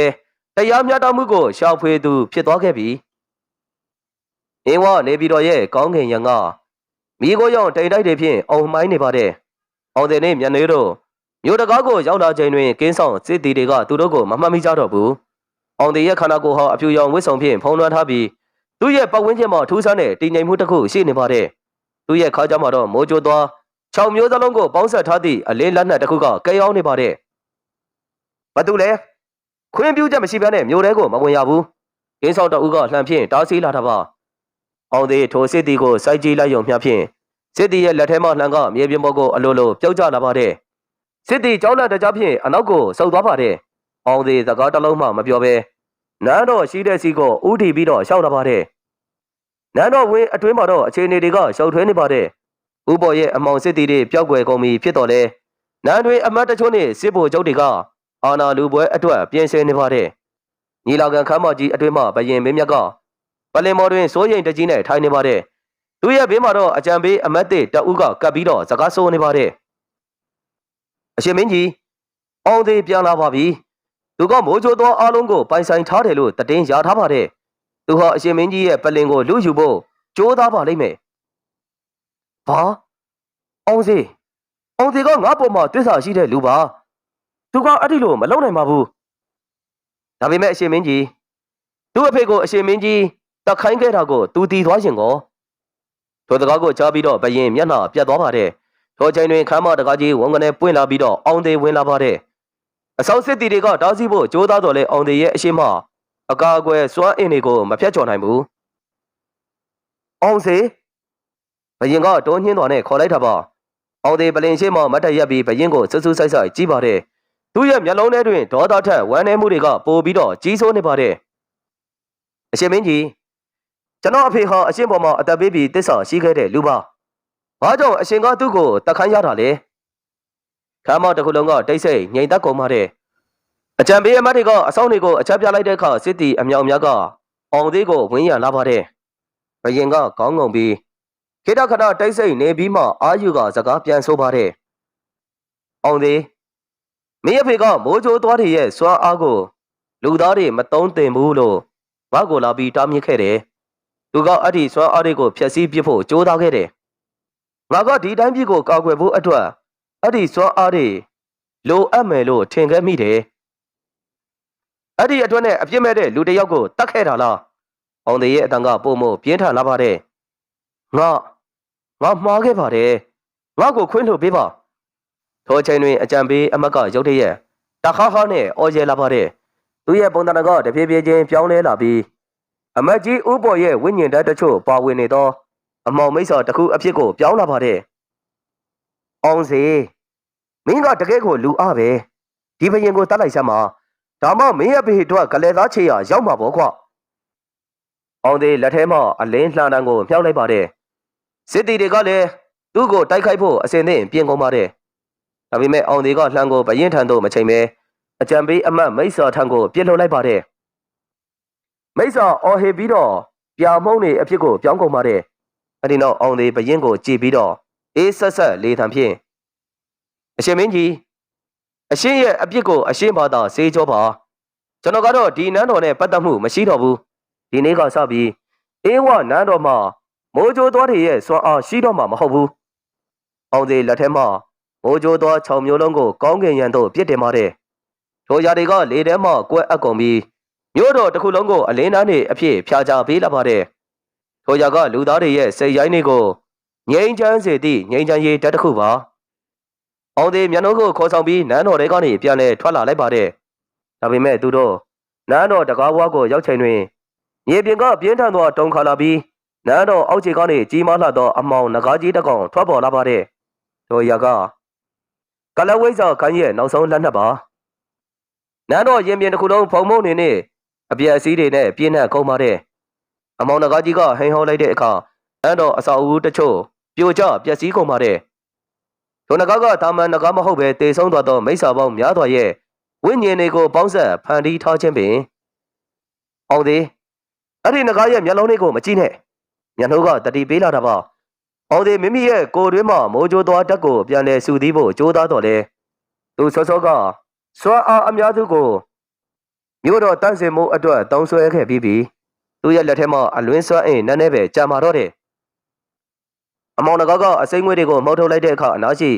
စစ်တီတွေအကုန်လုံးချက်ချင်းပင်လဲကျတေဆုံးကုန်ပါတယ်အောင်သေးမျက်နှာကိုဘေးကင်းရာသို့ပို့လိုက်ပြီးနဂါးထံကိုတိုးဝင်လာပါတယ်မိုးကြိုးအနှစ်သာရငါ့ကိုခွန်အားပေးပါအောင်သေးလက်ပလာဖြင့်နဂါးရဲ့အကြေးကုန်တွေကိုထိုးနှက်ပါတယ်သူရဲ့လက်သီးချက်တိုင်းတွင်လျှက်စစ်တွေပါဝင်နေတော့လဲနဂါးကြီးကနားကျင်ပုံမရနဂါးကအမိဖြင့်ရိုက်လိုက်တဲ့အခါအောင်သေးအရှိန်နဲ့လွင်သွားပြီးတော့မျိုးရိုးနဲ့သွားဆောက်ပါတယ်ဟင်အောင်သေးတတိထားပါမျက်နှာကအော်ဟစ်ပြီးတော့အမြန်ပြေးလာပါတယ်ထိုချိန်တွင်ကောင်းကင်ရမှာဆူးရှားတဲ့အဖြူရောင်အလင်းတန်းတစ်ခုပေါ်လာပါတယ်ထိုအရာကအောင်သေးရဲ့ဦးလေးဦးဘကျော်ရဲ့ဝိညာဉ်ပါဦးဘကျော်ကတေဆုံးသွားခဲ့တော့လဲသူ့ရဲ့စိတ်ဓာတ်ကအမှန်တကယ်နှောင်ထားရပြီးအောင်စေးကိုကူညီဖို့ရောက်လာခဲ့ခြင်းပင်အောင်စေးမင်းရဲ့နှလုံးသားကစထုထမြောက်မိုးကြိုးသွားကိုမေးနေပြီလားစွန့်လွတ်ခြင်းဆိုတာအကြီးမားဆုံးစွမ်းအားပဲဦးဘကျော်ရဲ့ဝိညာဉ်ကအောင်သေးရဲ့ခန္ဓာကိုယ်ထဲကိုစီးဝင်လာပါတယ်အောင်သေးရုတ်တရက်အင်အားအသစ်တွေပြန်လည်ပြေးလာတယ်လို့ပင်သူမျက်လုံးကိုပိတ်ပြီးတော့မိမိရဲ့အသက်ဝိညာဉ်ကိုတတေးဖို့ပြင်ဆင်ပါတယ်ဒီနဂါးကိုငါနဲ့အတူခေါ်သွားမယ်အောင်သေးနဂါးရဲ့ဦးခေါင်းဘော်ကိုခုန်တက်ပါတယ်နဂါးရဲ့နှစ်ဖူးတက်တက်ရှိအမောင်ကြောက်တုံးကိုလက်နဲ့စုပ်ကင်ပါတယ်သူ့ရဲ့ကိုယ်တွင်းမှာအလင်းစွမ်းအားတွေအကုန်လုံးကိုထိုကြောက်တုံးထဲသို့တွင်းလောင်းလိုက်တဲ့အခါနဂါးကြီးကနာကျင်သွားနဲ့ရုန်းကန်လာပါတယ်အဲ့ဒီနောက်ပြေးထန်လာတဲ့ဝန်ကနေပေါက်ကွဲမှုကြီးတစ်ခုဖြစ်ပေါ်လာပြီးနန်းတော်ရင်ပြင်တစ်ခုလုံးကိုအလင်းနေနဲ့ဖုံးလွှမ်းလာပါတယ်အမောင်နဂါးကြီးမှတဖြည်းဖြည်းမိခိုးတွေအဖြစ်ကိုပြောင်းပြီးတော့ပြန်လဲပြောက်ွယ်သွားပါတော့တယ်အလင်းသားနဲ့ကြားထဲမှာအောင်သေးရဲ့ပုံရိပ်ကလည်းတဖြည်းဖြည်းပါးလျက်လာပါတယ်သူမျက်နှာကိုကြည့်ပြီးတော့မျက်နှာကိုတို့နောက်ဘဝမှာပြန်တွေးကြမယ်နော်အဲ့ဒီနောက်အောင်သေးလေထဲမှာပဲပြောက်ွယ်သွားပါတယ်ညနှုတ်ကမြေပြင်မှာဒူးထောက်ပြီးရှိုက်ကြီးတငင်ငိုချေးပါတယ်ဘယင်မင်းမြတ်လဲ နန်းတော်ဘက်ကနေဆင်းလာပြီးထိုမြင်ကွင်းကိုကြည့်ရင်နောင်တမျက်ရည်တွေစီးကျနေပါတယ်အောင်စေပျောက်သွားပြီးနောက်9 ရက်တိုင်တိုင်အင်းဝမြို့တော်တွင်မိုးတွေတဲထန်သွားနဲ့ရွာသွန်းပါတယ်ထိုမိုးရေတွေကမြို့တော်ရှိအမောင်ကျိန်တော်တွေနှင့်သွေးဆုံးခဲ့သောမြေပြင်ကိုစေကျော်ပေးတဲ့ကဲ့သို့ပင်မျက်နှာအောင်သေးပြောက်ွယ်သွားတဲ့နေရာမှာနေတင်ထိုင်ပြီးတော့စောင်းတိုင်းနေပါတယ်9 ရက်မြောက်တဲ့နေ့နနက်မှာတော့နေအောင်ကြီးကတိမ်တိုက်တွေကြားထဲကနေပေါ်လာပါတယ်မျက်နှာအိပ်ပျော်နေရာကနေနိုးလာတဲ့အခါသူမရဲ့အရှိတွင်ထူးဆန်းတဲ့ပန်းကလေးတစ်ပွင့်ပွင့်နေတာကိုတွေ့လိုက်ရပါတယ်ထိုပန်းပွင့်ကမိုးကြိုးသော6မျိုးရဲ့အယောင်တွေပါဝင်နေပါတယ်ရုတ်တရက်ပန်းပွင့်လေးတဲကနေအလင်းမုံကလေးတွေထွက်ပေါ်လာပြီးလူတအူးရဲ့ပုံတံတန်အဖြစ်စူသီးလာပါတယ်အောင်စီညနှိုးတုံရင်နေတဲ့အတန်နဲ့ခေါ်လိုက်တာပါအောင်စီကသူမရဲ့အရှိမပြန်လဲပြီးတော့ပေါ်လာပါတယ်ဒါပေမဲ့ယခုတစ်ချိန်တွင်သူဟာဝိညာဉ်အဖြစ်မဟုတ်ပဲအသားရှိအသွေးရှိတဲ့လူသားတအူးအဖြစ်ပြန်လဲရောက်ရှိလာခဲ့ခြင်းပင်သူရဲ့မျက်လုံးတွေကကြေလည်နေပြီးသူရဲ့ရင်ဘက်ရှိအမာရုပ်ကလည်းပျောက်ကွယ်သွားခဲ့ပြီညနှိုးကိုပြန်လာပြီအောင်သေးမျက်နှာကိုထူမလိုက်ပြီးခတ်တင်းတင်းဖတ်ထားပါတယ်သူတို့နှစ်ဦးရဲ့ပတ်ဝန်းကျင်တွင်ငြိမ်းချမ်းမှုတွေကဖုံးလွှမ်းနေပါတယ်ဆရာကျောက်ကလည်းဒဏ်ရာတွေကျမ်းမာလာပြီးတော့သူတို့အနားကိုရောက်လာပါတယ်မိုးချိုးသွားတွေကမင်းကိုအတစ်တစ်ဖန်ပြန်လဲမွေးဖွားပေးလိုက်တာပဲအောင်စီမင်းကအခုတာမန်လူသားတစ်ယောက်မဟုတ်တော့ဘူးမင်းကတဘာဝတရားရဲ့အဆောင်အရှောက်ဖြစ်သွားပြီကျွန်တော်သိပါတယ်ဆရာဒါပေမဲ့ကျွန်တော်ကတော့မျက်နှိုးရဲ့ဘေးမှာတာမန်လူတစ်ယောက်လိုပဲနေချင်ပါတယ်ဘယင်မင်းမြတ်ကအောင်သေးထံကိုရောက်လာပြီးသူ့ရဲ့တရက်ဖူးကိုချွတ်ခါအောင်စီမင်းကပဲဒီတိုင်းပြည်ကိုအုပ်ချုပ်ပါတော့ငါကတော့ငါရဲ့အပြစ်တွေအတွက်တောထွက်ပြီးတရားအားထုတ်ပါတော့မယ်အောင်သေးဘယင်မင်းမြတ်ကိုကြည်ပြီးတော့တစ်ချက်ပြုံးပါတယ်အရှင်မင်းကြီးအာနာဆိုတာလူတွေကိုလမ်းမရောက်စေတတ်ပါတယ်ကျွန်တော်ကတော့အုပ်ချုပ်မဲ့သူမဟုတ်ပါဘူးကျွန်တော်ကတော့ဒီတိုင်းပြည်ရဲ့အန္တရာယ်တွေကိုကာကွယ်ပေးမဲ့သူအဖြစ်နဲ့ပဲရှိနေမှာပါအဲ့ဒီနောက်အောင်သေးမျက်နှာရဲ့လက်ကိုဆွဲပြီးတော့နန်းတော်တဲကနေထွက်ခွာလာပါတယ်သူတို့ရဲ့ဇာတိရွာလေးကိုပြန်လဲတွားရောက်ဖို့အောင်သေးဆုံးဖြတ်ချက်ချထားတယ်သို့တော်လည်းသူတို့မသိတာကဝေးလာလှသောအနောက်ဘက်ဂန္ဓာယာကြီးတစ်ခုရဲ့အစွန်တွင်တခြားသောမိုးကြိုးသောအမျိုးအစားအသစ်ကိုရှာဖွေတွေးရှိထားသည့်လူစိမ်းတစုရှိနေသည်ဆိုတာကိုပင်အင်းဝနေပြည်တော်ကြီးဟာငြိမ်းချမ်းသွားခဲ့ပြီဖြစ်တော်လဲကဘာကြီးရဲ့တခြားတစ်ဖက်တွင်စွန်သားကန်အသစ်တွေကစောင့်ကြိုနေတယ်အင်းဝနေပြည်တော်ကြီးငြိမ်းချမ်းတာယာမှုပြန်လဲရရှိခဲ့တာတစ်နှစ်ခန့်ရှိသွားခဲ့ပြီအောင်တဲ့နှင့်မျက်နှာတို့ကမြေကမ်းနားမှာရှိနေတဲ့ရွာငယ်လေးမှာပင်တာမန်လေသမားဘဝဖြင့်အေးချမ်းစွာနေထိုင်ပါတယ်အောင်တဲ့ရဲ့ခန္ဓာကိုယ်အတွင်းရှိမိုးကြိုးသောအစွမ်းကငြိမ်သက်နေတော်လဲတဘာဝတရားရဲ့အပြောင်းအလဲတွေကိုသူဟာတာမန်လူထက်စောစီးစွာသိမြင်နိုင်စွမ်းရှိနေတယ်တနေ့သောညနေခင်းနှင့်အနောက်ဘက်ကောင်းကင်ယံမှထူးဆန်းတဲ့သဲမုန်တိုင်းကြီးတစ်ခုထွက်ပေါ်လာပါတယ်ထိုမုန်တိုင်းကရိုးရိုးတဘာဝမုန်တိုင်းမဟုတ်ပဲလူသားတွေရဲ့စိတ်ကိုခြောက်ခြားစေသောကံမီရအရှိန်အဝါတွေပါဝင်နေပါတယ်အောင်စီဟိုမှာကြည့်ပါဦးညနေကစိုးရင်တကြီးနဲ့ပြောလာတာပါအောင်သေးထိုနေချင်းချင်းတိတ်လိုက်ကြီးကိုကြည့်ရင်အန်ကိုတင်းတင်းကြိတ်လိုက်ပါတယ်သူ့ရဲ့ရင်ပတ်အတွင်းမှာမိုးကြိုးတက်တွေကတပြက်ပြက်နဲ့ပြန်လဲပြီးတော့နိုးချလာပါတယ်ထိုချိန်တွင်ရွာလန်းအတိုင်းမြင်းတဲတော်တအူးကအပြေးနှင်းလာပါတယ်သူဟာဒဏ်ရာတွေဖြင့်ပြင်းထန်နေပြီးအင်းကြီးဝစ်ဆုံကလည်းအနောက်ဘက်ခန္ဓာရဒေသမှပုံစံမျိုးခဲကြပါအောင်ဗျာခဲကြပါအောင်အနောက်ဘက်ကတဲမိတ်စာတွေရောက်လာကြပြီထိုမြင်းတီတော်ကအောင်သေးရဲ့အရှိမပင်မြင်းပေါ်ကနေလဲကျပြီးတော့တေဆုံးသွားပါတယ်သူရဲ့ခန္ဓာကိုယ်ဟာတခဏအတွင်းမှာပင်တဲမုံတွေအဖြစ်ကိုပြောင်းပြီးတော့လေထဲမှာလွင်ပါကုန်ပါတယ်၎င်းကအင်းဝါတင်တခါမှမတွေ့ဘူးသောတဲမော်ပညာရဲတစ်ခုပင်အောင်သေးမိမိရဲ့အေးချမ်းတဲ့ဘဝလေးကိုစွန့်လွှတ်ရတော့မယ်ဆိုတာအတက်သိလိုက်ပါတယ်သူဟာဆရာကျောက်ထံကိုတည်င်းပို့ဖို့ပြင်နေစဉ်မှာပင်ဆရာကျောက်ကိုယ်တိုင်ရွာကိုရောက်လာပါတယ်အောင်သေးဒါဟာအိန္ဒိယဘက်ကကလားဝိဇ္ဇာတွေရဲ့လက်ချက်ပဲသူတို့ကအနက်ရောင်မိုးကြိုးသွားကိုရှာတွေ့သွားကြပြီအဲ့ဒီအရာကမင်းစီမှာရှိတဲ့အလင်းမိုးကြိုးသွားတွေနဲ့စန့်ကျင်မှာပဲသူတို့ကဒီမြေကိုတဲခန္ဓာရအဖြစ်ပြောင်းလဲပြဖို့ရည်ရွယ်ထားကြတာအောင်စေမျက်နှာကိုပြန်ကြည့်လိုက်ပါတယ်မျက်နှာရဲ့မျက်လုံးထဲမှာအားပေးမှုတွေကအပြေသွားပါအောင်စေကျမလည်းရှင်းနောက်မှာရှိနေမှာပါအောင်စေမိမိရဲ့အလင်းလံကိုပြန်လဲပြီးတော့စမ်းတစ်ပါတယ်ယခုတစ်ချိန်တွင်သူဟာရန်သူနာမည်ကိုကိုယ်တိုင်တွားရောက်ရင်ဆိုင်မှု ဆုံးဖြတ်ချက်ချလိုက်ပြီအောင်စီမျက်နှိုးနဲ့ဆရာကျောက်တို့အနောက်ဘက်ကန္နာယာကြီးတွေကိုဝင်လာပါတယ်ပဝင်းကျင်ကအလွန်ကိုပူပြင်းနေပြီးတဲနီတွေကလူသားတွေရဲ့အသားကိုလောင်ကျွမ်းသွားစေပါတယ်ကန္နာယာရဲ့အလဲတွင်ကြီးမားလာတဲ့တဲနန်းတော်ကြီးတစ်ခုရှိနေပြီးထိုနေရာကနေအနက်ရောင်လျှက်စီးတွေကကောင်းကင်ကိုထိုးတက်နေပါတယ်နန်းတော်အတွင်းကိုရောက်လာတဲ့အခါသူတို့ကိုစီးကြိုနေသူကအနက်ရောင်ဝစ်ဆောင်ဝစ်ထားသောမော်စီယာကြီးတဦးပါသူရဲ့လက်ထဲတွင်အစိမ်းရောင်နှင့်အနက်ရောင်ရောရှက်နေသော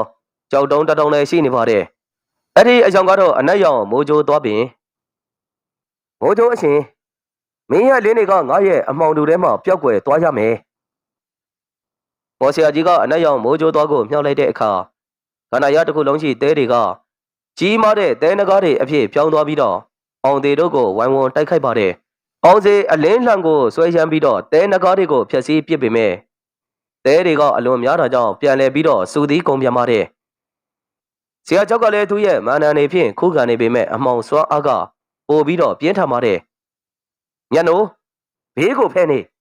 အောင်သေးမိမိရဲ့ကိုယ်တွင်းရှိမိုးကြိုးသော9မျိုးကိုအစွမ်းကုန်နှိုးချစေလိုက်ပါတယ်သူ့ရဲ့ပတ်ဝန်းကျင်တွင်ရောင်သောအလင်းတိုက်တွေထွက်ပေါ်လာပြီးတဲမုန်တန်းတွေကိုတိုက်ထုတ်ပါတယ်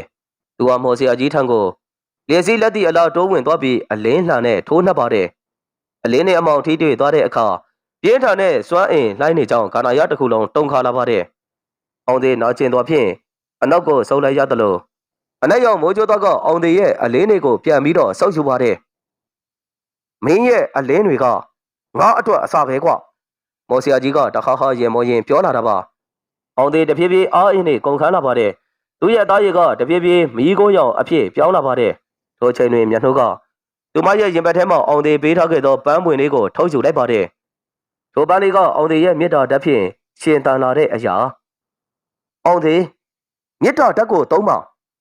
မျက်နှာအတန်ကြဲကြဲနဲ့အော်ပြောလိုက်တာပါဒီတော့မှအောင်သေးပြန်ပြီးတော့တတိဝင်လာပါတယ်သူဟာတိုက်ခိုက်လိုတဲ့စိတ်ကိုလျှော့ချပြီးငြိမ်းချမ်းတဲ့စိတ်ကိုမွေးမြူပါတယ်အလင်းတန်းကိုမြေပြေမှချလိုက်ပြီးလက်ပလာဖြင့်မော်စီယာကြီးထံကိုရှောက်သွားပါတယ်မင်းမိတာဘာလို့တာလဲမော်စီယာကြီးကအားတင်ပြီးမေးလာတာပါအောင်သေးရဲ့ကိုယ်တွင်းမှာအဖြူစင်သုံးသောကယူနာအလင်းသားတွေကထွက်ပေါ်လာပါတယ်ထိုလင်းတန်းကအနက်ရောင်မိုးကြိုးသွားအတွင်းရှိအမှတ်တရားကိုတက်ပြဲစေပါတယ်အနက်ရောင်မိုးကြိုးသားကပြပြချင်းအရေးပြောကြသွားပြီးတော့ရိုးရိုးကြောက်တုံးတစ်ခုအဖြစ်ကိုပြောင်းလဲလာပါတယ်မော်စီယာကြီးကသူ့ရဲ့စွမ်းအားတွေဆုံးရှုံးသွားသဖြင့်တဲမုံတွေအဖြစ်ပြောင်းလဲပြီးတော့ပျောက်ကွယ်သွားပါတယ်ကန္နာယာအတွင်းမှာလည်းမိုးတွေရွာသွန်းနေပြီးတဲတွေကမြေစီလွာတွေအဖြစ်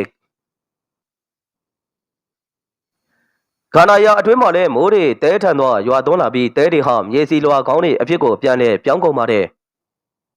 အေဝနေပြည်တော်ကြီးကယခုအခါကဘာပေါ်တွင်